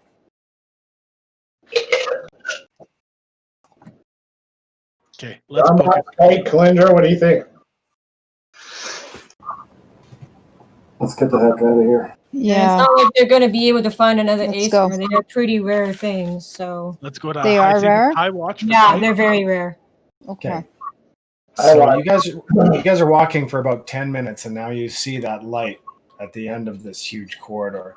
And your foot kind of steps in some slime here and there, but overall, the tremors begin to fade, it seems, the further that you get away from the lower areas of the castle. And the tunnel actually tightens up a little bit, but still quite large. And then it starts to ramp up, and there's a bit more slime on the stones and the debris, the rock debris that's leading up. But you can see sunbeams coming down, occasionally broken by what must be cloud cover, you figure.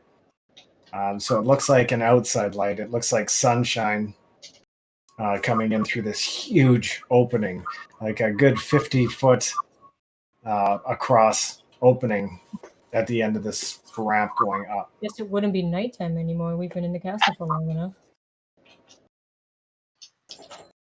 I'm climbing So up are you guys into continuing climbing up? Okay. Should we send Kite ahead first to just scout it? Yeah, how tall is this ramp? You're probably looking 80 feet to the ceiling. Okay. Is there a shadowy area about 60 feet up she can climb? There's actually quite a bit of light as you approach the end here in this last couple of minutes traveling up this corridor. It starts to get fairly bright, as if there is some daylight outside, cascading into the room here. Looks Is like it a straight different up? fashion, I guess. Okay, so Hey, baby. this is the underneath and up. There's just all kinds of rock debris here. Let's see if we got that right. Oh, did the camera stop? Oh, that sucks. You can kind of see it through your screen. Yeah, I know, right? Actually, here. Yeah, so that's where you guys kind of come up the corridor here, and there's this giant gaping hole, and it goes up. So you would have to climb up this bit of a slope, this rocky slope, How high is to get outside. Well, I mean, it's 80 feet to the ceiling, to the top of it, but the angle is moderate. It's not severely steep. It's slightly moderate. Is it Some cool flying angel bird could just fly her way up there. Yeah. Yeah. Unfortunately, she can only do that once per long rest. Some clowns cannot do that right now. I mean, we could, but I mean, it's a waste of space, man. Yeah, and hang on a second. I'll be right back. After these messages. Okay, decision. Grond's rope and grappling hook is gone, so we don't have the 200-foot rope right now. Oh, I have a grappling hook still. And I think 100 feet of rope? No, I think it's about 70 feet of rope now. Okay. But we can tie some ropes together. No rope. Yeah, Kite still got her 50 feet of rope. Okay. Mine's tied to my whole body with the mat carpet thing. It's wrapped around. You just need like anywhere from like 40 to 50 more feet of rope, and we got 100 there, so should be good. Well, I have 40 feet of rope. That's what I got. So we got 90 feet. So you don't think that rope is necessary. The soil and the debris and everything else looks like you just make a relatively slow and ponderous climb up the, for Grond, it's pretty much just a like incline heading up. You're only talking like 15 to 18 degrees. I'm climbing up then. Okay. Kite will go up too. So that's not fun. You climb up into an unknown area.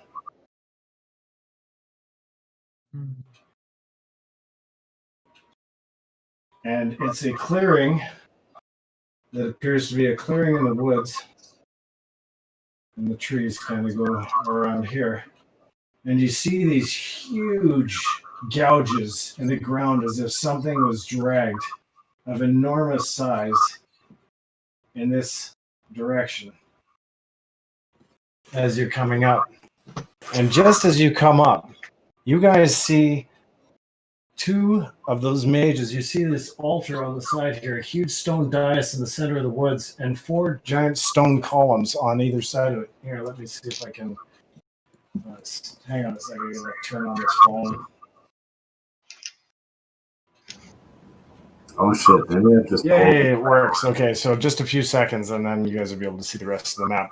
But basically, you see 2 of those like faceless, huge teeth, chattering like high priests floating on either side of this giant portal, which is formed up between these stone things. And you see what looks like a square box of stone, and it's rough-hewn stone, but at the center of the stone, you see a giant doorway with a huge round lock, similar in design to that lock with the rings that you have.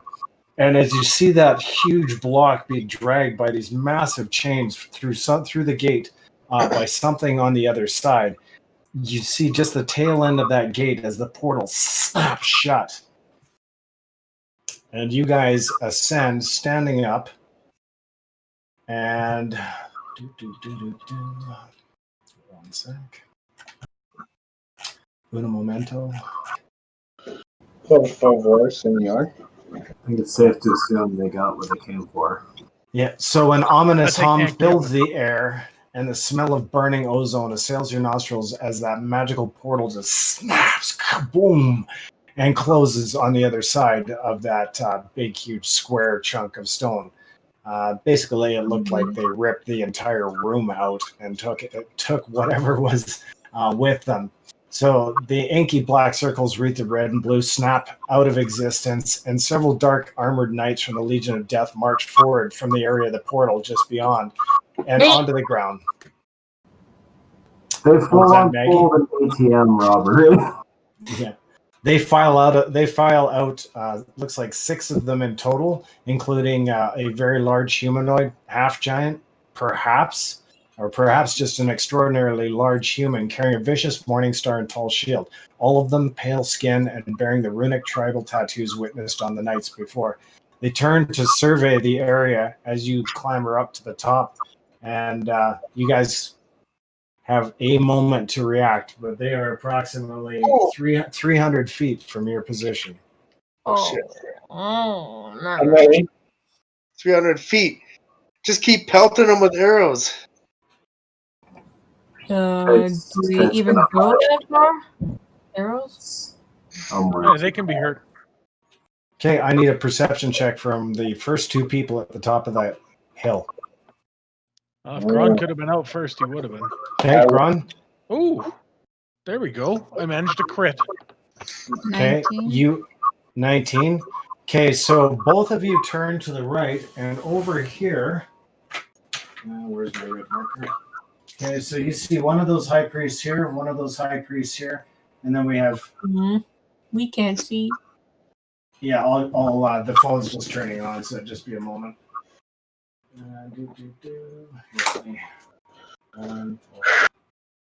Are we gonna attack or what? I gotta have it visible here.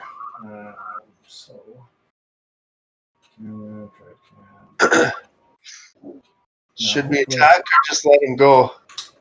Well, I don't know if they'll let us go. Here, let me see if I can restart this. If they're undead, I probably will just try to destroy them. I don't think they are. Yeah. Lengthy fight. Things that they called up were undead, definitely. Just the priest, though. All right, so you guys have a view of it now? Did he say anyone looks like a priest? I just heard in the compared to Grond, how big is that big dude? The big dude is approximately 8 feet tall. So ground size, okay. Yeah. And he's wearing a similar suit of armor to the regular guys, just a larger suit and a really mean-looking morning star. But none of them look like a priest we would recognize in the other two encounters? Those two floating ones, yeah, they look exactly like those other two priests of Letharic, those like demonic-faced looking things. They look exactly like those. But as you guys all pile up to the top, what really catches your attention is a figure floating about 30 feet above the ground over here, dressed in dark druidic garb. Bops recognizes the garb of some kind of forest druid of some sort. And then there is the massive purple worm beside him.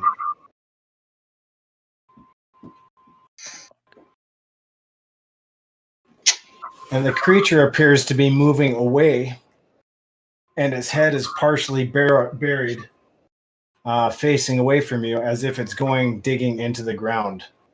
And that figure has all of its attention on that creature at this moment. That's what you notice. So I'm gonna. So. Whoops. Gotta watch where I'm talking about shit. Well, it's been fun. Party. So, if you have a look at channel, relative size. John. Why? That's what you guys see, slamming its head in and appearing to start to burrow into the ground on the other side. So, unfortunately, at this point, I know this is going to go on for a while. This particular scene coming up here, well, it's either going to be really quick or it's going to go on for a while. So we will have to stop the game here a little bit earlier tonight. And let you guys. Fortunately for you, I'm going to give you guys until next week to try and decide how you're going to handle this situation. Well, if he's focusing on him, we try to kill him, break his concentration. Mm-hmm. Yeah. So those priests looking around. Okay, while you guys are standing there at the top of the thing, gawking over at the purple worm, you consider your next move for only a moment when suddenly the two ghastly-looking humanoid creatures in long, flowing red robes and partial blackened plate armor drift across the area where the portal was positioned. They float several feet above the ground, and their gaze immediately turns to focus on your position. The creature's lipless mouths peel back across their unnaturally long, sharp yellow teeth in something like a smile, and their mouths opening, uttering an ear-piercing shriek as one points in your direction. There, it hisses. Interlopers! kill them. And with that, we're going to pause this session and let you guys figure out exactly what you're going to do and what you just walked into. And then we'll pick this up next time. So does anybody have any questions or anything they want to say before we close off here? So, when rolling up new characters.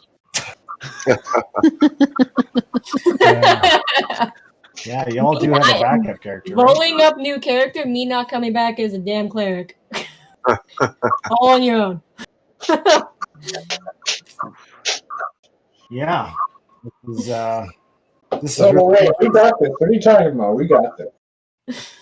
I got a plan. I actually do have a question. Do we have any EXP from the last couple rounds? Yeah, so you guys haven't had an opportunity for a long rest, and I knew that you wouldn't get an opportunity for a long rest the entire time you were in Silverwater Castle. So, you're great. Yeah, so like the chances were so rare that you would be able to get a solid rest while you were in that place. And now that you're here, unfortunately, you don't have the opportunity for a long rest either. So we're going to milestone it at the next session, pending your survival of this particular encounter. And then I'm sure that somebody is going up a level. Or somebody's going to die, one of the two. Maybe a little bit of column A, a little bit of column B. Yeah, that's right. Well, depending on the decisions made. So hopefully you guys have something tactical planned for this particular situation. You're about 300 feet away from them. So you do have some room to run or do what you like. I don't know how far you'd get, but I guess we'll wait until next week to find out. Okay. So thanks for everybody for coming out tonight. Thanks to everybody in channel that stopped in to hang out with us. And I'll look forward to seeing what you guys do for the next session. I'll see you all next week. Hope you have a great weekend. Guys. Everybody. Good night, everyone.